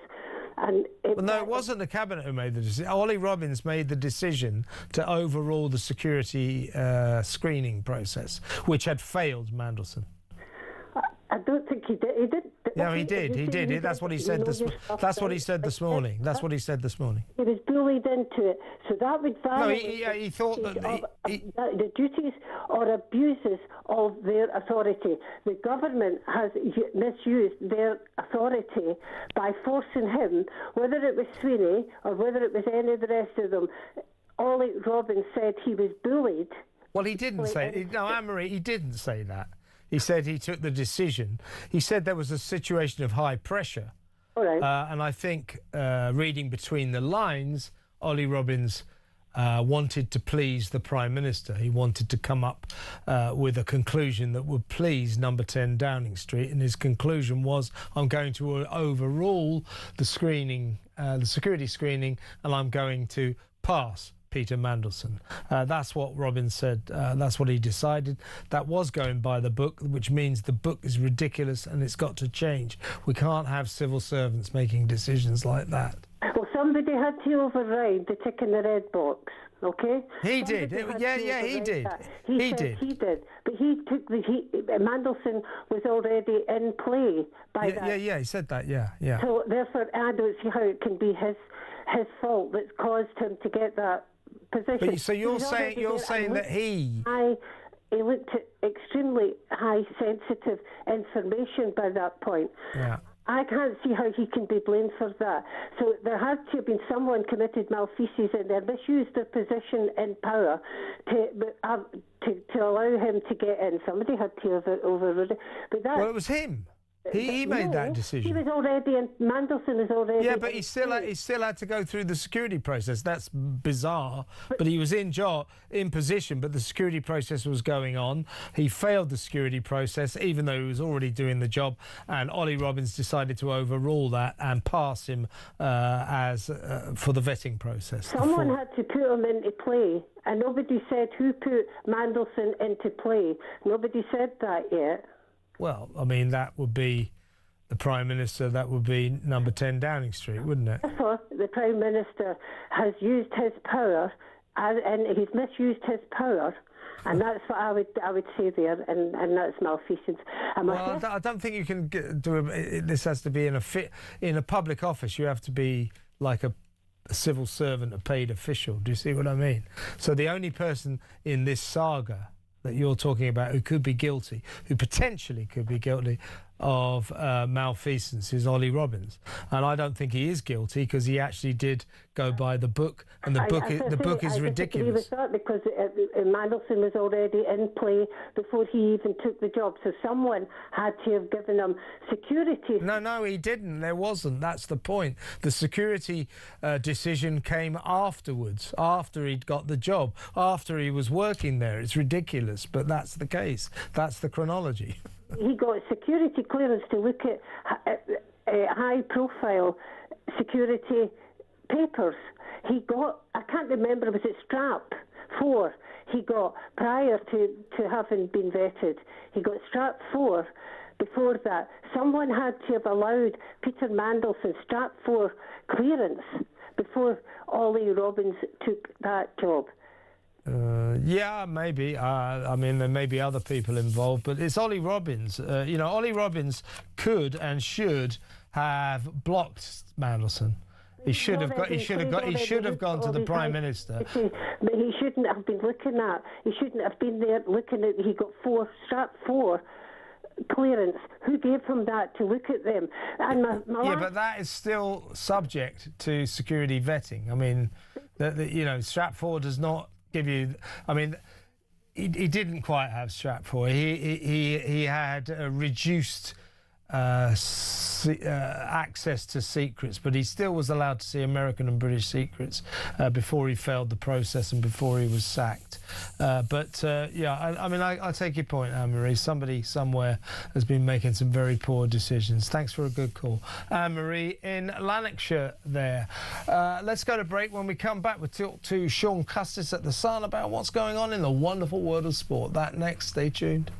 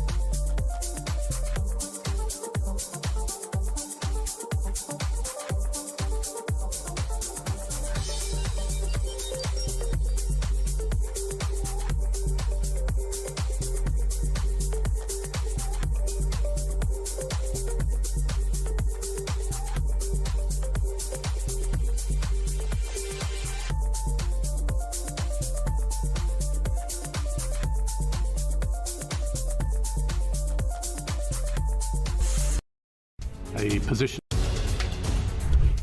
I hope I wouldn't have used that. Well, certainly I don't remember trying to get any job for my mates. Can you get a job? Can you help get a job for X's mates? But don't tell the Foreign Secretary. I don't think it's completely surprising that the Prime Minister would be so sensitive about the way in which he was dealing with a member of his senior team, and particularly a Director of Communications who's in minute-by-minute contact with the media, that he would want that kept to a very, very tight group of people at the time. A position taken from the Cabinet Office was that there was no need to vet Mandelson. He was a member of the House of Lords. He was a Privy Councillor. The risks that attending his appointment were well known and had been made clear to the Prime Minister before appointment. Now, in the end, the FCDO insisted and put its foot down. I understand my predecessor had to be very firm in person.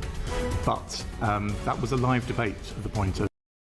Across the UK, on DAB+, on YouTube, on your mobile, and on your side. This is Talk.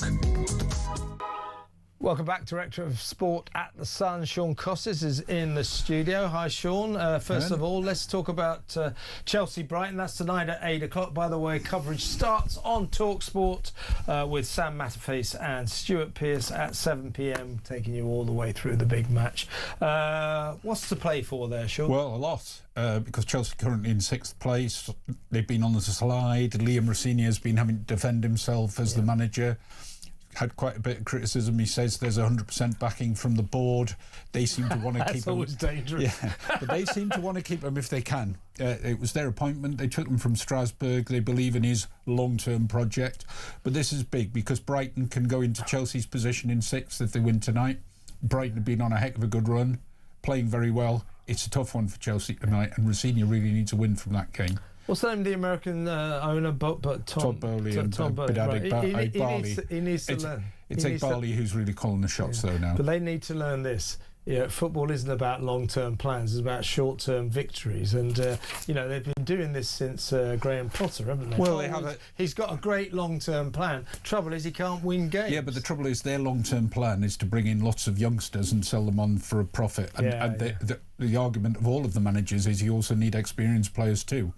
And they don't really see the need to have the experienced players. They want the youngsters who you can sell on for profits. That makes it pretty difficult to challenge at the top of the table if you don't have the mix. Yeah, just win games, win championships, win leagues, and let the. I do think the managers find it quite difficult there. I was going to say this big story. Baroness Karen Brady from The Apprentice, also a columnist for the Sun newspaper, has stepped down from West Ham. She sort of was not the fans' favourite, was she, in the move from Upton Park? No, but I mean, she's look, yes, she is a Sun columnist. I know very well. She's given all the whys, the wherefores, and the reasons, and that you can get in the Sun tomorrow. She's. I get what you're saying about a divisive figure, but she had some things to do which were very important for West Ham, which you had to get them a new ground. Now, look, I get that some don't like the London Stadium, maybe most don't like the London Stadium, but it was a very necessary thing that West Ham had to do to get a new ground. Whether you think the London Stadium was the right place to go is it's all right matter. as long as you sit near the pitch. Yeah, and it's okay. It's also okay when it's full and West Ham are doing very well. You don't hear many complaints. The trouble is when they go awry and the ground is only 2/3 full, and you can hear everybody rattling about, you can hear the discontent, and also if you like Karen Brady, who sits really in view of all the fans where they sit, she attracts quite a bit of criticism. And you know, David Gold, who's now passed, David Sullivan and Brady, they were seen as a sort of gang who didn't always endear themselves to the fans, but they had to make some tough decisions. It's a hard thing to keep West Ham afloat at times. I have never had any doubt about her passion for the job. Look, she's been in this game a long time. You go right back to Birmingham City days. I think you'd have to say she's proved herself as a fairly feisty character in a male-dominated game, and it's a hard job. And you know you're not always going to be popular at a club like West Ham, which traditionally doesn't win many trophies. So, but those fans, there's 60,000 fans go there. They want you to be at the top of the league and challenging for big prizes. They had a great time when they won the Conference League title. That was fantastic. but maybe they feel they haven't had enough of those good times. But it's actually a pretty cool stadium when it's full up. It's massive, you know. But she's got a lot on, Karen. She has to do The Apprentice as well. She's currently filming that, so she's away doing that, and that takes up a lot of time. She would.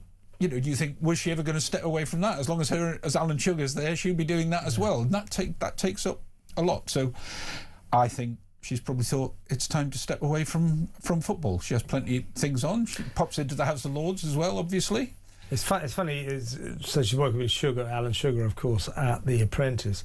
He, too, is the boss of Tottenham. And he wasn't popular there either. He stepped away because I think a lot of these businessmen, and people like Karen and Sugar, they buy a club or they get involved in the top echelons of a club, and then all they get is grief from the fans. But from Karen's point of view, it wasn't particularly about putting money into it. Yes, she earned a good wage, but she was invested in all different aspects of that club. Yeah. Lots of planning, lots of different things. And what do you get grief from the fans if they're not winning? And you get grief from fans if you don't win any week. You have to win every week to keep them happy. It's a tough gig. It is a tough gig. Let's talk about the Championship. A lot of action tonight. Leicester could be relegated. Yeah, can you believe that? It's 10 years since they won the title. Amazing, isn't it? 10 years since they won the title, and here they are heading into League One. Slightly mitigating factor that they were docked points too, but they've had a terrible season. They could get relegated tonight. Are they at Hull or they're home to Hull, and the fans are not happy. So there's going to be quite a febrile atmosphere there. It's a shame they're not playing at Hull. If they lost it, you could do the headline that went to Hull and back. But from Hull and Halifax, good Lord, deliver me. Do you know that phrase? They used to tell me that one. Wow, that's good. So they're in trouble. They're in fighting trouble. And for of course, I don't know whether you've seen on social media, Harry Winks, the Leicester midfielder, used to play for Tottenham in England. He's been giving the fans a bit of stick. There was an altercation when he was getting on the bus at the weekend. Oh, really? I did read about that. Yeah. He told them what he thought of them, and they told him what he thought of them, what they thought of him. Coventry can win the title tonight. We know they've already been promoted. Yeah. It's big. But for the likes of Southampton, Millwall, they can force their way into the top two. Which, I mean, from Southampton's point of view particularly, that's remarkable. They had a terrible start to the season. They've been on this incredible run. They've got an FA Cup semi-final at the weekend. They are the form team in the country. They're absolutely flying. Big night for them tonight. And you've got Wrexham and Derby are also chasing for playoff places. Yeah, but they're a little more detached now than the others. Look, there's a lot at stake tonight. It's tonight and tomorrow we've got Championship games, lots to play for. It'll be a good big night of football. And Kobe Mainoo is about to sign a new 5-year deal at Man United. Now you think he burst onto the scene. He was a favoured young player, doing really well, got in the England squad, and then Ruben Amorim wasn't having him. His career went off. Didn't go off the rails. It just wasn't allowed to be on the rails, and it looked like he might have to leave the club, or he might go out on loan, or his future didn't look very good as long as Amorim was there. Carrick comes in, he's straight back in the team. He's back in the England reckoning. Could go to the World Cup, and now all in the garden is rosy. It just shows change your manager can change your career. And he's got a big pay rise. It'll be considerable, 3 or 4 times what. What do you reckon he's on now then? Look, those sort of be 200. We'll be looking at the 200 bracket there, Kevin. 20 years old, 200. I'm sure it'll be very close. Why can't I be a 20-year-old Man United fan? I know, because I'm not a good enough player. But my God, he's a good player, though, isn't he, Kevin? He is a good player, and nobody could understand why Amorim didn't want him. It was to do with the formation, and it didn't fit. And Amorim was strange. He was, and stubborn, not for turning on any level about anything. Well, there you go, folks. A really busy day on the Sun Sports pages tomorrow. Don't forget to pick up that paper. All the sport that's fit to print. Don't forget Chelsea versus Brighton tonight, 7 p.m. coverage on talkSPORT with Sam Matterface and Stuart Pearce. That is all the way to the 8 o'clock kickoff, so then you'll get the commentary on the game. So it's all going on in the wonderful world of sport. Big thanks to Sean Costas, Director of Sport at the Sun. Back in a moment with Darren Grimes. Stay with us.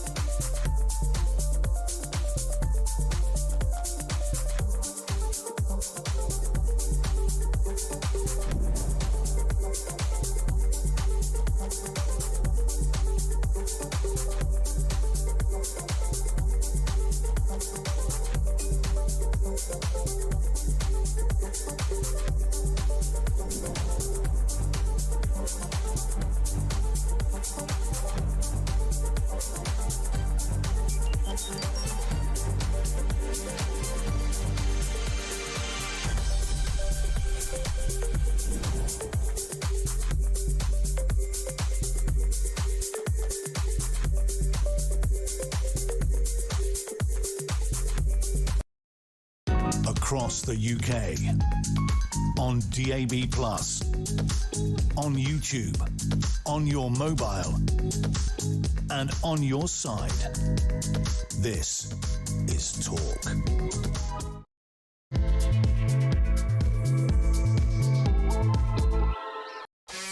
Welcome back. In about 20 minutes or so, we're going to change tack and have a look at a different story, one different story for the day.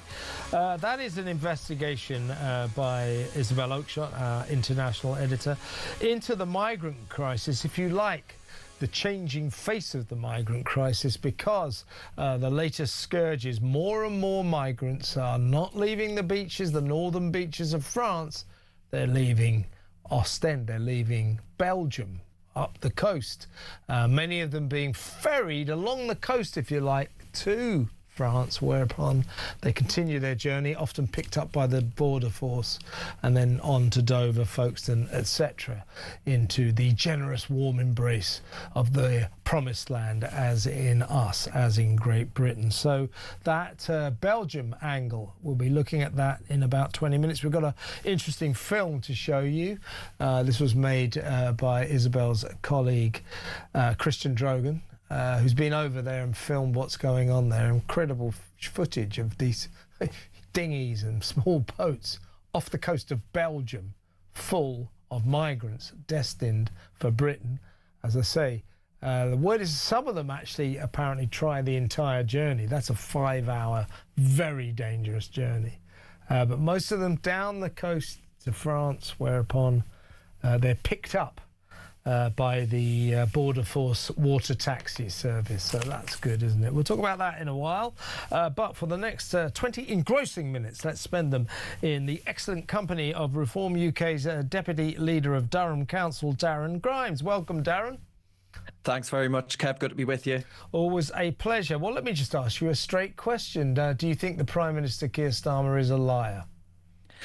Ultimately, I think that he has certainly lied to the public. I think that actually everything he once called Boris Johnson, well, to Brutus, you know, you are what you accuse everybody else of being. It strikes me, Kev, right, that one Epstein-linked ambassador wasn't enough for Starmer. That's what we found out today. He tried to make not one, but two people with links to sex offenders as ambassadors to this nation. You know, at this rate, basically Labour are saying that their recruitment policy, you've got to have a paedophile mate and you've got to have a peerage. That's where they're at, Kev. Exactly right. So you're talking about Matthew Doyle, who we learned from Ollie Robbins' appearance before the Foreign Affairs Select Committee this morning, or the order went out, find Matthew an ambassadorship, a job for which he had no experience and was not qualified. But he was Keir Starmer's mate. Keir Starmer wanted a job for the boys, as it were. That didn't come about. Matthew Doyle issued a statement today saying, I didn't know anything about it. But look, here's this Prime Minister who came into power saying, I will sweep the Westminster cesspit clear of all the... clean of all the corruption and the cronyism. This guy is guilty of, with Mandelson and Doyle, cronyism on steroids. Absolutely right. The only Doyle here is Keir Starmer. You know, he says actually just one of the quotes there that have come out today is someone saying what the Prime Minister's former Chief of Staff saying, just fudging approve it. And they didn't use the word fudging, Kev. You know, actually, I think I just want you to imagine this scenario, paint a picture in which Nigel Farage is Prime Minister, right? And he says, his Chief of Staff says, I just want you to approve it, despite the fact that whoever Reform wanted to be in number 10 had dodgy links to China, had been sacked more times than I've had hot dinners for being dodgier than something off the back of Del Boy's motor. And actually, you're suggesting to me that Keir Starmer wouldn't be calling for Nigel Farage's resignation over that blatant abuse of power? Come on, Kev, this stinks to high heavens. It really, really does. Now, here's a technical point for you, Darren. This Prime Minister, both in public and in the House of Commons, has, throughout this sordid saga of Mandelson, maintained that full due process was followed. What we've learned in the last couple of days, particularly from this morning with Ollie Robbins, with his testimony, is that Starmer didn't know that he'd passed the vetting process, nor did he know that he'd failed it. He was just freelancing this opinion. He's passed the vetting process. He had no idea. He's made this clear. So when he said he's passed the vetting process, that was actually a lie. He didn't know. Yeah, absolutely right. You know, and this is a man who stood up and said that actually when everything was going on as far as Boris Johnson's concerned, that he would never, ever turn on his own staff. He said in the past, he said that when he was director of the... Yeah, exactly. And ultimately, he has done exactly that. He has thrown out the staff. I was listening.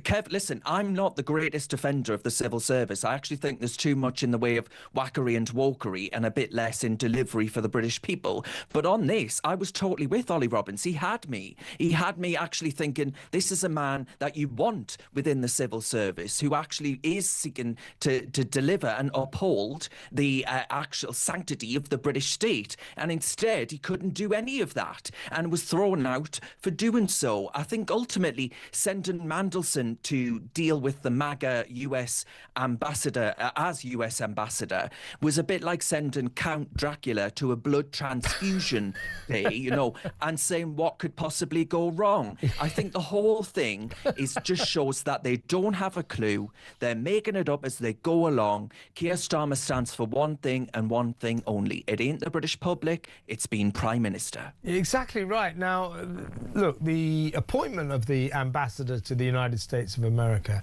is an issue of national security. The person we give that key job to, the most important diplomatic role that this nation has to offer, has to be above all possible criticisms of, lack of probity, connections. On national security grounds, exactly. Kev. Now, our Prime Minister played fast and loose with that.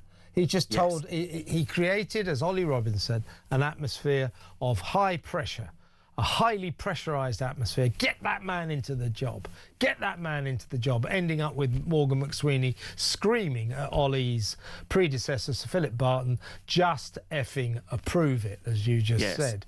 Now, a Prime Minister, there was also a dismissive attitude on the part of Number 10 and the Cabinet Office to the business of security vetting. So they didn't care about the security vetting of Mandelson. They didn't really care about anything about him. They just wanted him in the job. That was our Prime Minister playing fast and loose with a very, very important issue of national security. That makes him unfit to be our leader, I would suggest. Absolutely. You know, Starmer seems to have more disgraced mates with paedophile collections than actually Jeffrey Epstein had islands. You know, the whole thing is utterly preposterous. It's sickening. And he stood up and he said, you know, at the dispatch box, he says, oh, well, you know, I profusely apologise and I'm thinking of the victims right now. Well, we knew that Peter Mandelson was busy mates with Jeffrey Epstein. He didn't think about the victims. In fact, the Labour Party hasn't thought about victims for many years. Of course, they were all colluding to cover up the rape gang scandal. You know, Kev, I do not trust the Labour Party when it comes to thinking of victims. I don't trust the Labour Party when it comes to issues of national security. Does this not call into question, Kev, the way in which that the Labour Party was so desperate to sign off China's mega embassy? Does this not call all of those things into question? Peter Mandelson had business dealings with Chinese lot, and now we're saying that the embassy and all the rest of it signed off.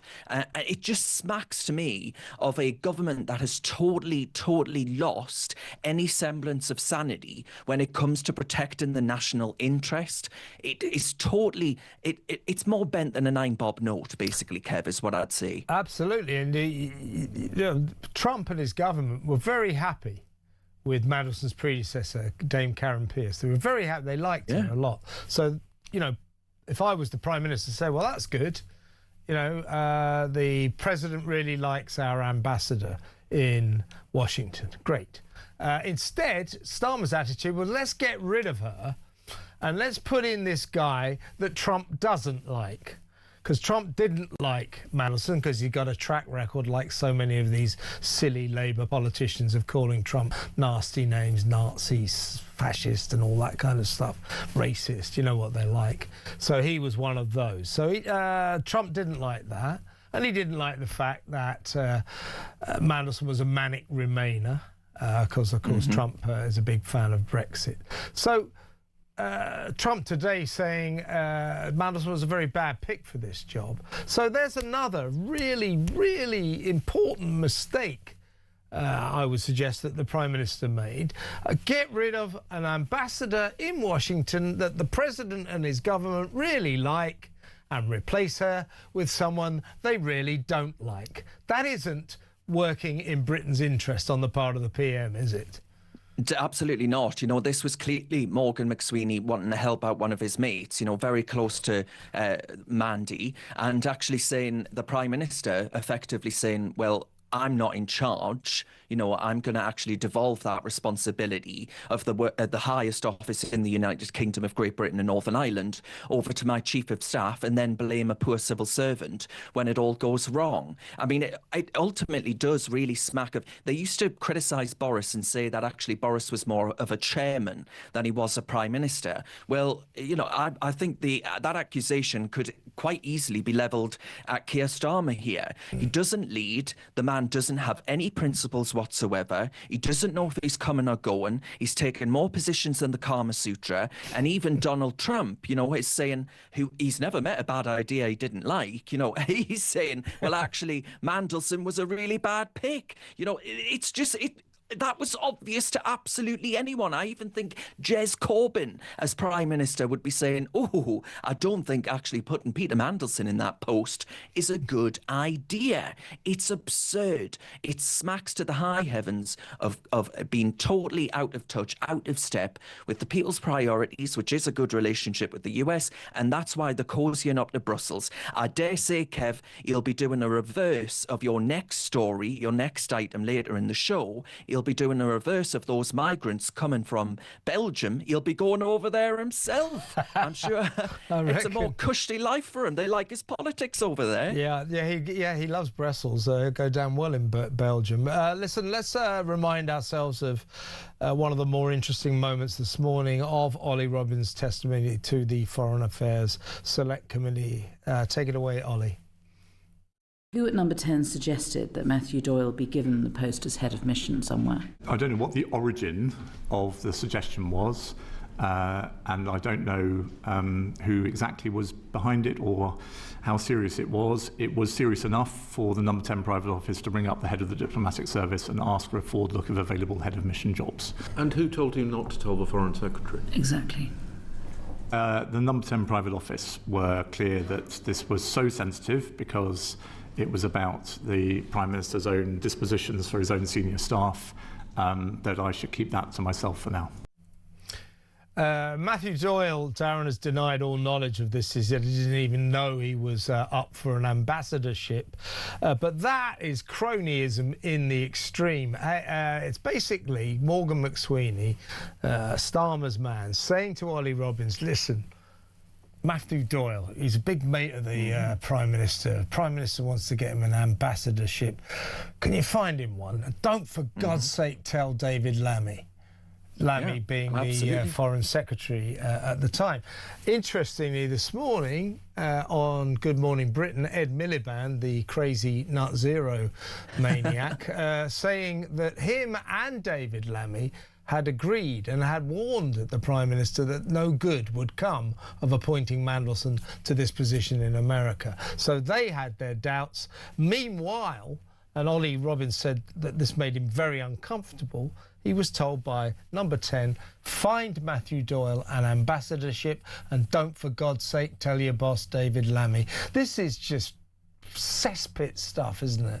It's preposterous. I mean, actually, even putting Ed Miliband up to do the media round this morning, I think actually shows that the government hasn't got a clue in and of itself, because ultimately Ed Miliband is licking his lips thinking that he stands a chance of being elected as Prime Minister by the Labour Party's left-wing membership. You know, Starmer turns around to all of this, though, Kev, and says, oh, look, I was kept in the dark like he's some dodgy house plant. You know, if he was kept in the dark, I have to say this, Kev, I say, mate, you are the Prime Minister.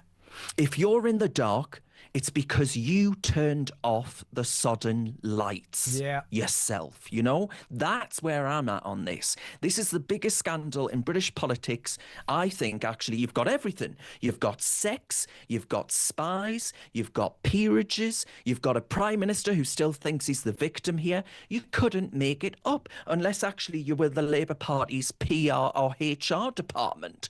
It's all utterly preposterous. And the only ones, I think, that are unable to actually have a little laugh and a joke about this, because it would be funny, actually, if you were to read it in any other context or happening to another nation, is that actually the British people voted for this government on a platform of change. Well, the only change has been to shake us down as a people and see if we've got any spare change. Well, the $64 billion question, Darren, is can the Prime Minister survive this? My own feeling, I suspect he might do out of default because they can't think of anyone else to take over from him. So we are going to be left as a nation with this guy that 80% of the population said last week in a poll that they think he's a liar. I don't think we should have to live like this, knowing or believing that the man who is this nation's leader is a liar. Also learning day in, day out about the seedy way he runs his government. Why should we have to live like this with a Prime Minister that everybody thinks is a liar, who we now know runs a cesspit of an office? It's a disgrace, isn't it? No, it is. It is. Look, overruling security vetting so your mate can have a fancy job in Washington with a nice house, you know, that's not pressure from number 10. You know, this is actually, I think, an act of treachery with extra steps added to it. You know, ultimately, Kev, I think after May the 7th, I think Starmer's position will become untenable. I think, actually, we at Reform, we've got a simple rule, Kev, and it goes something like this. If your mate's got links to a paedophile, he doesn't get an ambassadorship. That's basically it. It might sound simple to some people, but apparently that's controversial in Labour circles.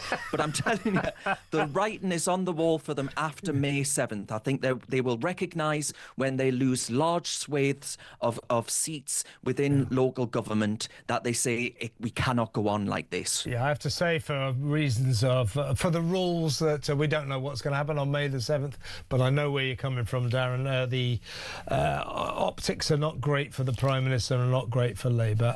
Darren, how great to have you on the show. Come on over again very soon. Always love having you as a guest. The great Darren Grimes there. He is Deputy Leader, Reform Deputy Leader of Durham Council. There's a new breaking news line here.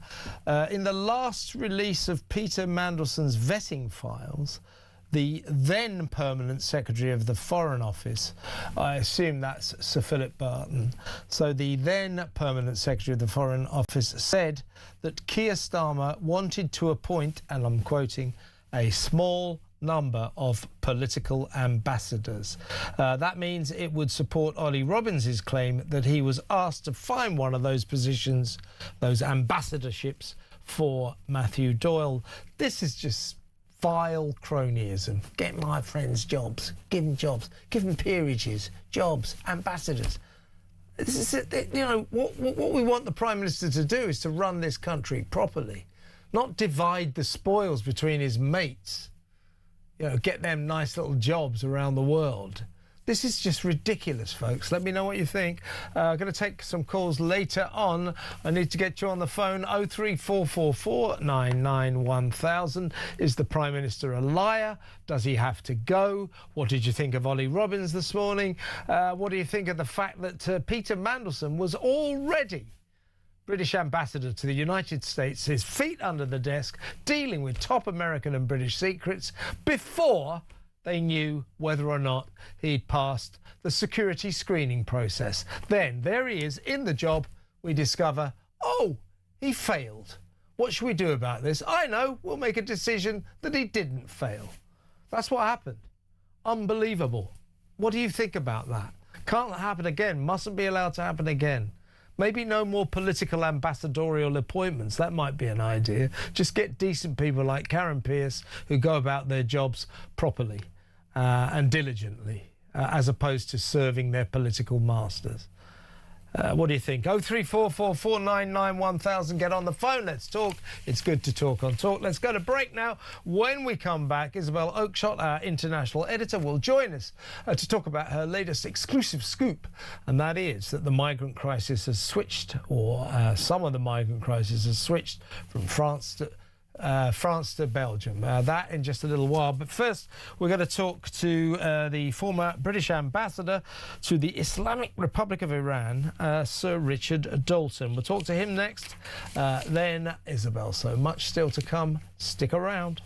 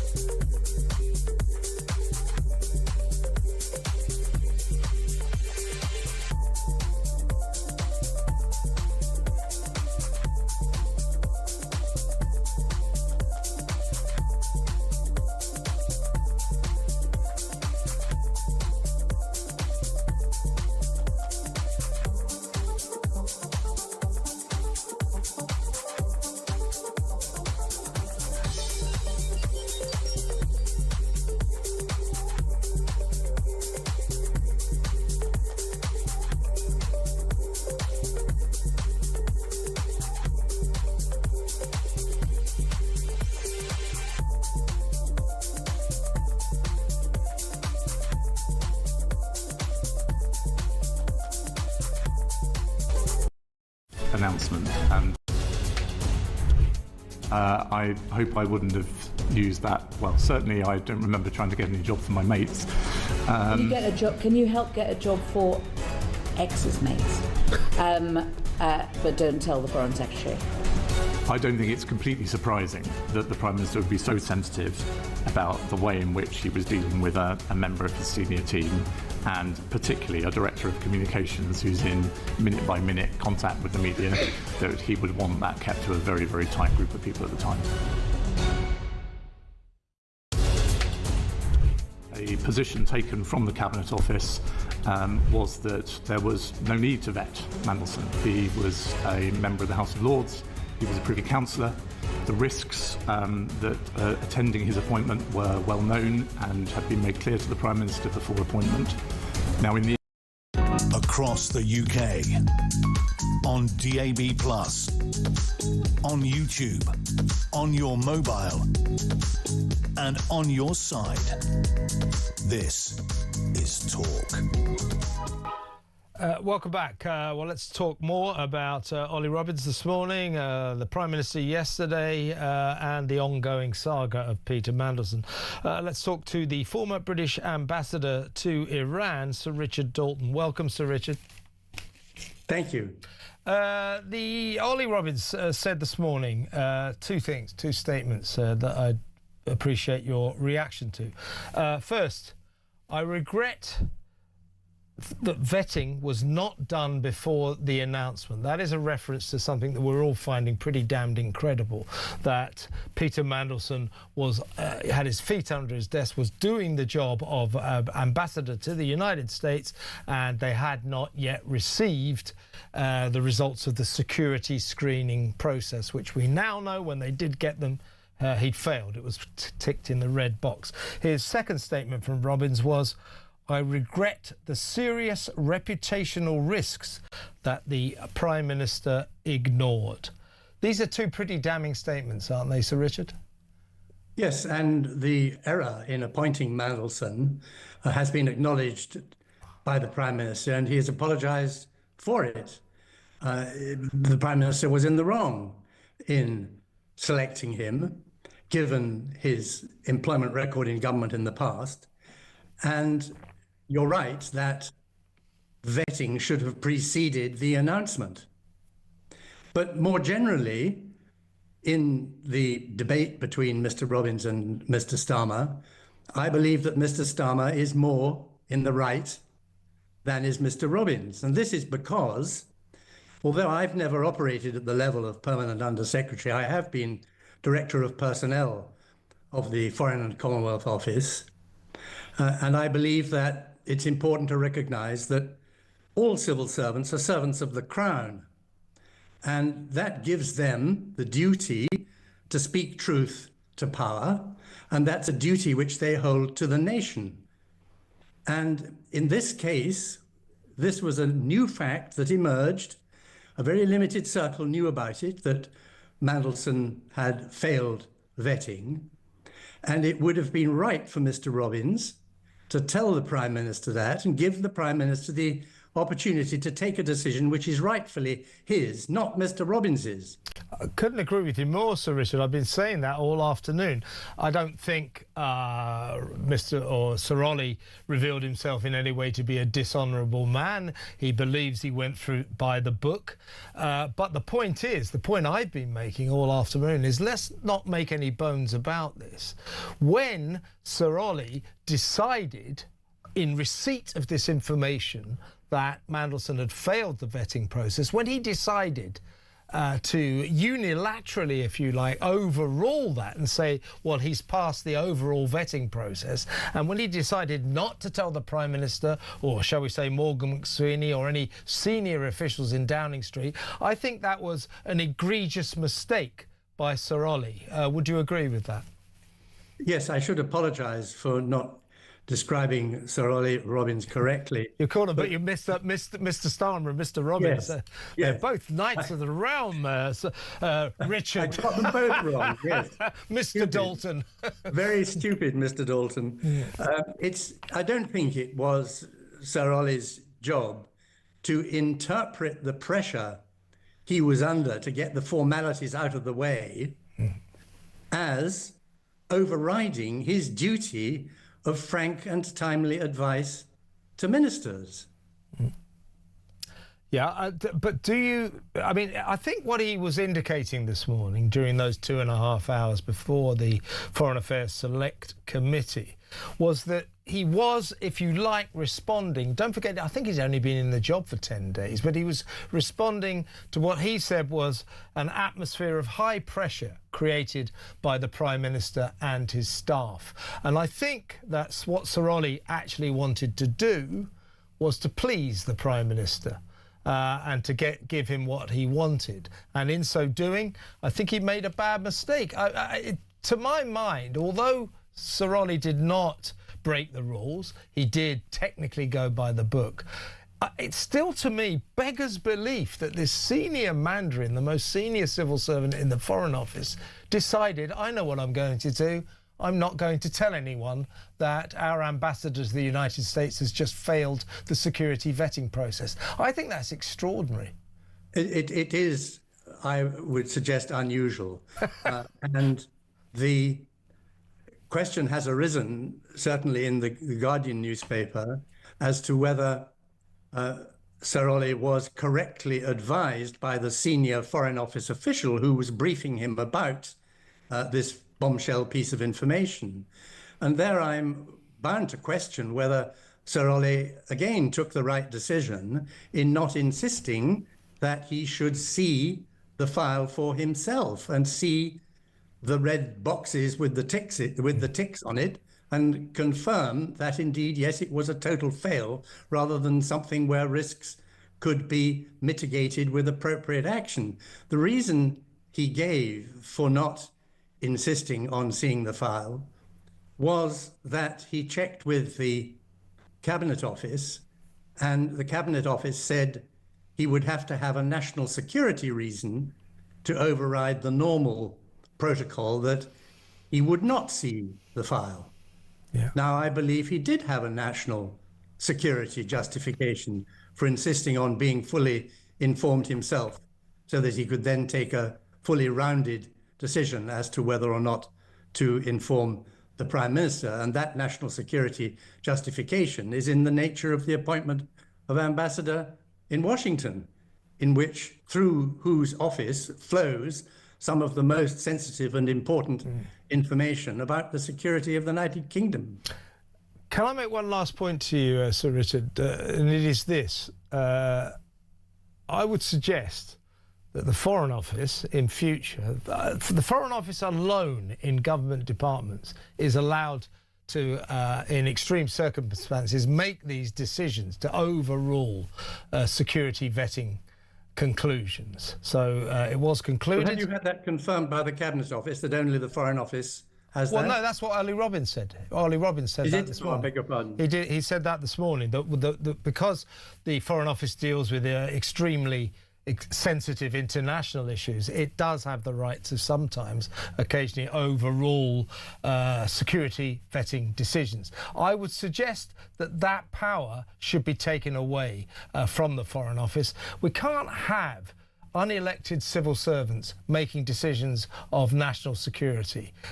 So in future, if someone like Mandelson or any other appointee fails the vetting process, then the Foreign Office has to abide by that. It is no longer allowed to overrule. My suggestion, do you agree? I don't know. I'm gonna dodge that question. Yeah. I'm afraid. Well, I think that's a good idea. But I tell you what was a good idea, having you on the show, Sir Richard. Thank you very much for joining us. Sir Richard Dalton there, former ambassador to the Islamic Republic of Iran. What a job that must have been. I've heard Sir Richard talking about the Iranian situation, and very interesting he is on it too. Let's go to break. When we come back, Isabel Oakeshott, our international editor. We're going to talk about the migrant crisis and how the focus of some of it has switched from France to Belgium. It's quite a story. Stay tuned.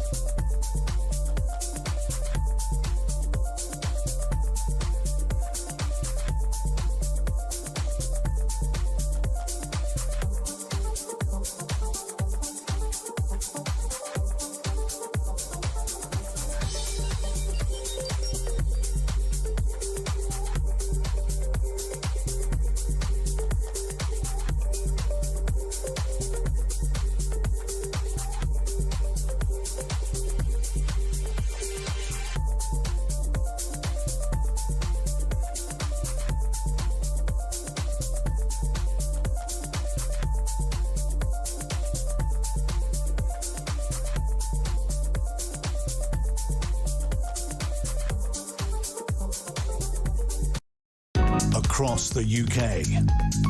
On DAB+, on YouTube, on your mobile, and on your side. This is Talk. Welcome back. We have a little film to show you, but first let's get on to the show. Talk's international editor Isabel Oakeshott. Welcome, Isabel. Good evening. Well, look, you've sent your colleague Christian Drogan over to Belgium to expose this incredible story that the focus of some of the migrant crisis has switched from France to Belgium, insofar as migrants are now leaving the North Belgium coast, headed for Britain, often via France, where they're picked up by the Border Force water taxi service.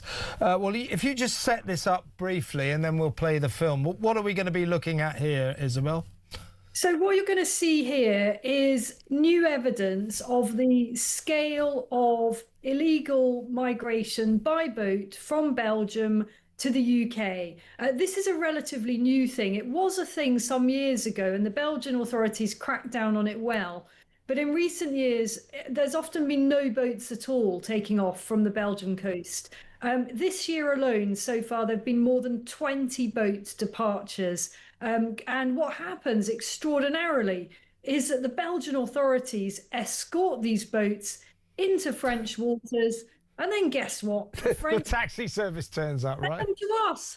So we're the mugs each and every time. And so we've been witnessing what's going on. We've been talking to the French police, both the French and the Belgian police. The Belgian police quite friendly, actually, quite open about the scale of the crisis they're facing. And we also, I'm not sure this is in the film we're about to show, we visited a war cemetery, First World and Second World War cemetery, which is full of graves of fallen British soldiers, right near where all this is happening. All these migrant departures for the UK are happening.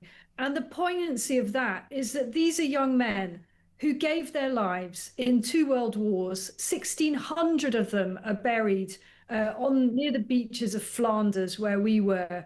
And they died to protect our freedoms. They died to protect our borders.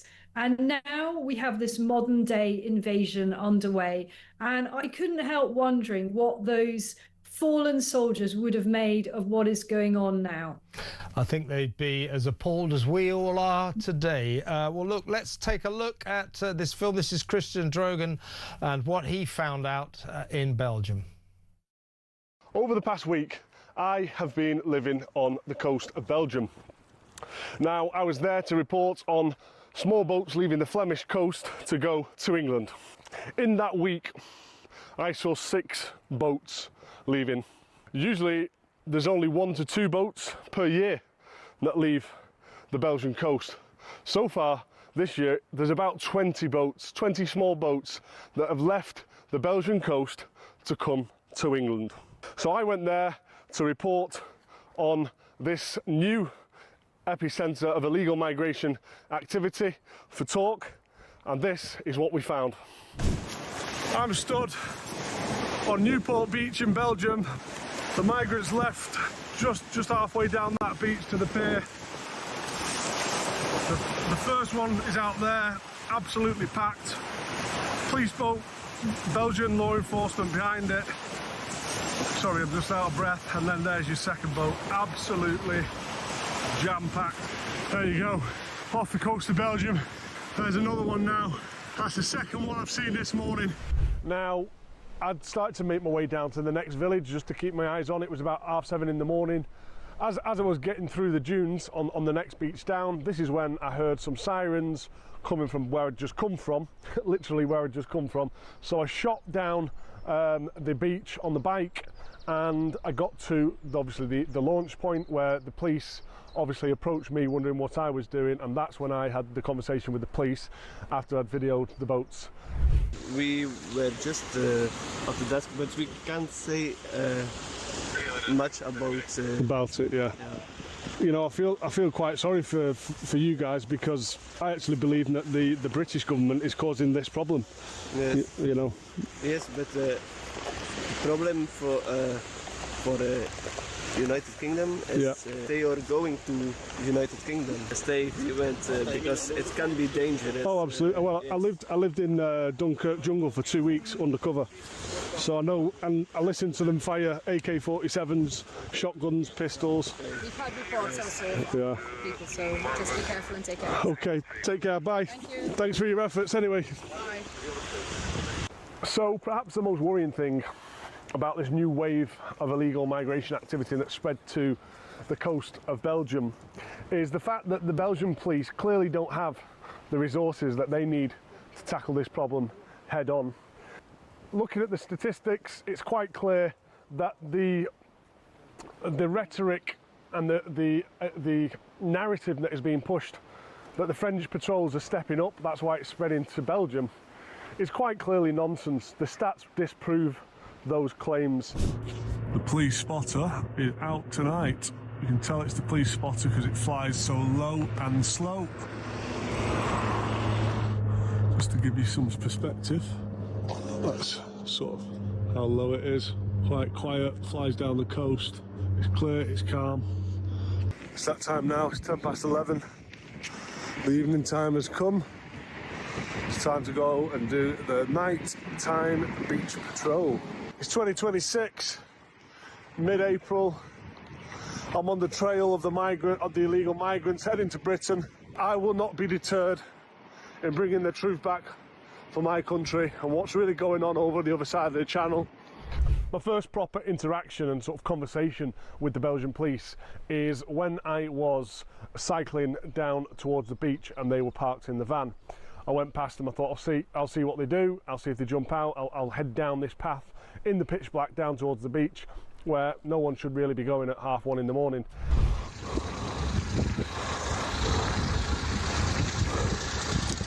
Hello? Hello. Okay. What did you do there? Pardon? What did you do there? No, I was just having a look out to sea, that's all. Oh. Yeah. 1 o'clock? Yes, yeah. What's your purpose here tonight? Looking for some people. Yeah, I think we're probably looking for the same people. I suppose. Yeah. Okay. Thanks, mate. Take care. The next morning, I went back to the coastline to speak to some locals. This is where I met a joiner who was working on the sailing club, and he was very helpful, and he told me that he had seen some activity through the early hours of that morning. I saw a big Sprinter Mercedes passing by. Really? What is he doing there? Yeah, so he had the boat. He drove near the waterway. Right. Allowed to drive for cars. Yeah. So do you think that was at 2:45 this morning? Yeah. Okay, well, 2 have gone, so I guess that's probably going to be the only 2 today. So I went further along the coastline, and this is where I went actually down to the harbour where the search and rescue and the boats moor up. So I was on the very pier where they moor up, and I came across a guy who was doing some work on a sailing boat. He told me about his experience with the migrants when he went to donate some clothes actually in the migrant camps. Shoes and clothes for a certain size, and men and women. Yeah. So I went there, went in the jungle, I opened my cabinet and I said, yeah, please come here and make a line. Yeah. So naive. Yeah. And all of a sudden it was a pickup with a cover. Canopy. Yeah. And they were ripping everything off, and I had a Romanian friend with me. I said, yeah, why don't you come help? No. I know what happens. Like Moldavia, and he was positioned after the steering wheel. Yeah, why? So strange, why don't you help me? And then all of a sudden they started ripping us. Oh, really? And then we fled it. We just threw it all. I think the government doesn't know what to do. No. They're like starting in the beginning of COVID. They decided stuff that was not thinking about. It was agreed. First time. And we pay the prices. And we pay the prices, yeah. And with the migrants, it's a shame that they have to do it, but they have to be stopped at the border. before they enter Europe, and then that we know who comes in and everybody can get help. A Home Office spokesperson said, "We are aware of dangerous and illegal small boat launches from Belgium. Through continued shared intelligence and close partnerships with Belgian authorities, numerous others have been successfully prevented to prevent illegal arrivals to the UK." Well, OK, there you go. Let's go back to Isabel. Well, your thoughts on this. This is an escalating situation because, you know, we've heard of this before in the past, but it just seemed to dissipate. But in the past couple of months, it's quite clear that the traffic out of Belgium of migrants bound for Britain is increasing alarmingly. That's right. So listening to that Home Office statement where they say, you know, the efforts of others have prevented numerous departures, I thought to myself, have they now? I mean, have they?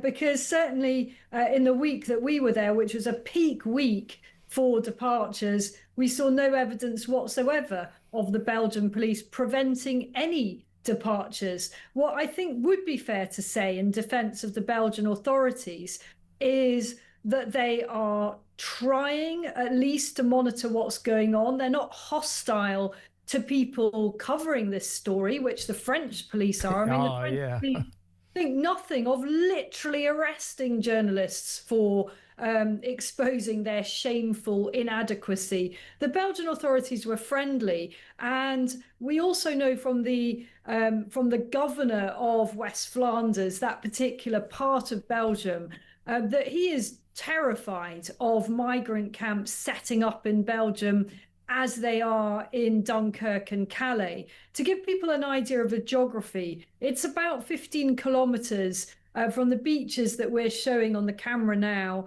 in Belgium. It's about 15 kilometres down the coast to get to Dunkirk, where the big notorious jungle is, where Christian spent a couple of weeks undercover for talking with me as a part of a joint investigation before Christmas. So the actual geography is quite proximate, and the Belgian authorities are terrified that that part of Belgium will descend into the nightmare, filthy, chaotic lawlessness that we now see in northern France. The good news for the Belgians at the moment is that they are on top of things. You know, there aren't tented encampments in Belgium that we were able to find. We're not aware of any. And that coastline is not spoiled, not ruined in the way that the French northern beach coast, that coastline has been utterly despoiled. We didn't see piles of filthy rubbish. You don't see illegal immigrants, asylum seekers, loitering around, you know, squatting in ditches, generally being feckless as you do in northern France. It's quite well hidden, which is why Christian basically had to stay up all night, several nights in a row, to actually get to the bottom of what was going on. Yeah, I mean, the pulling power of Belgium for migrants who want to get to Britain, to the promised land, is, even though the record of the French police, les gendarmes, in stopping migrants leaving the French beaches is lamentable, they do actually stop something like a third. So 2/3 get through, but a third of migrants, a third of the boats, the French cops do actually stop. The pulling power of Belgium for them, the advantage of Belgium for them, is there's no stoppage at all. They're guaranteed to get onto small boats and dinghies and continue their journey to the promised land. So I would suggest that as the weather gets better and channel crossings increase, the situation in Belgium might become acute. I also think that maybe, and we don't know this because we haven't been able to talk to any of the passengers on those boats, I wonder if they're rather of a different class of passenger that are getting on from the Belgian beaches. It's possible that they are paying a different type of fare or a higher fare. That's interesting. Or actual money as opposed to in return for free labour, which is what we think is primarily going on in Dunkirk. Because I think what they're getting, even though geographically their journey is going to be longer, I think they might have a higher chance, as you say, of success. So look, this is supply and demand. And the idea that this is an indication, a symbol of the tremendous success of the French police, as Christian says, isn't borne out by the statistics. Yes, the French police may stop 1 or 2 boats, but so far this year, there have been more crossings than there were last year. We all know the numbers are absolutely colossal. To date, since all of this small boat nightmare started, about 200,000 young men, mainly young undocumented young men of fighting age, have come to the UK illegally in this way. It's scaling up. The idea that this is somehow, that the people smugglers are really having to duck and dive and get creative is absolutely for the birds. What they're doing here is testing new routes, and I would expect that to expand all down those beaches in due course. It's terrifying. Fantastic stuff from you, Isabel. My guess would be pure speculation, but I would say the migrants who are getting on in Belgium are probably paying a higher price because the people smugglers can offer them guaranteed package. There is no chance that you will be stopped, and I bet you their tickets are more expensive than the ones from France. Really good stuff from you, though, and Christian Drogan. Thank you very much, Isabel. Isabel Oakeshott there, our international editor here at Talk. Your thoughts? We're got some room for calls. The migrant crisis has spread to Belgium. Isn't that special? 0344 499 1000. When we come back, we'll read some of your messages, hopefully take some calls. Get on the phone if you want to talk. We've still got a few minutes. 0344 499 1000. Stay exactly where you are. Back.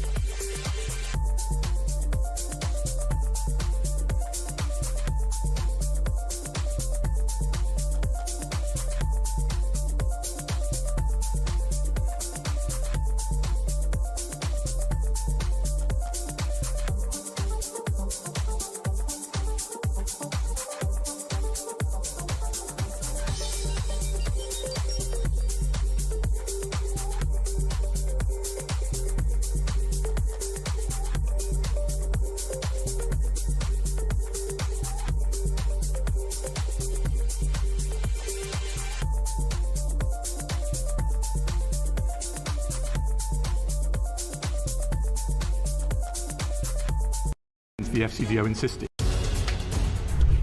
I hope I wouldn't have used that. Well, certainly I don't remember trying to get any job for my mates. Can you get a job? Can you help get a job for ex's mates? But don't tell the Foreign Secretary. I don't think it's completely surprising that the Prime Minister would be so sensitive about the way in which he was dealing with a member of his senior team, and particularly a Director of Communications who's in minute-by-minute contact with the media, that he would want that kept to a very, very tight group of people at the time.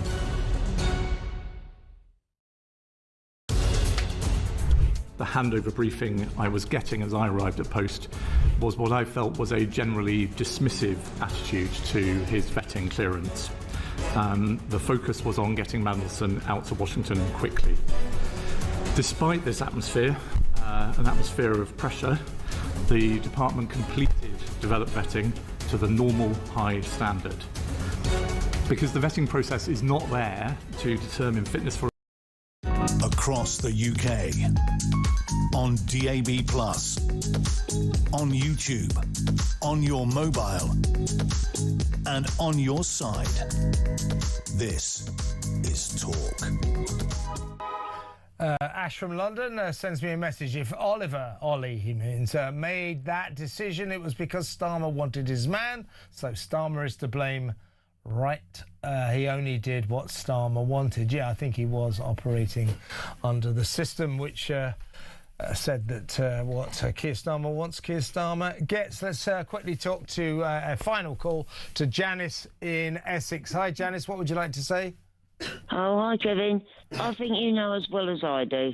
The last couple of decades, we've been virtually being owned by China, and that's for them.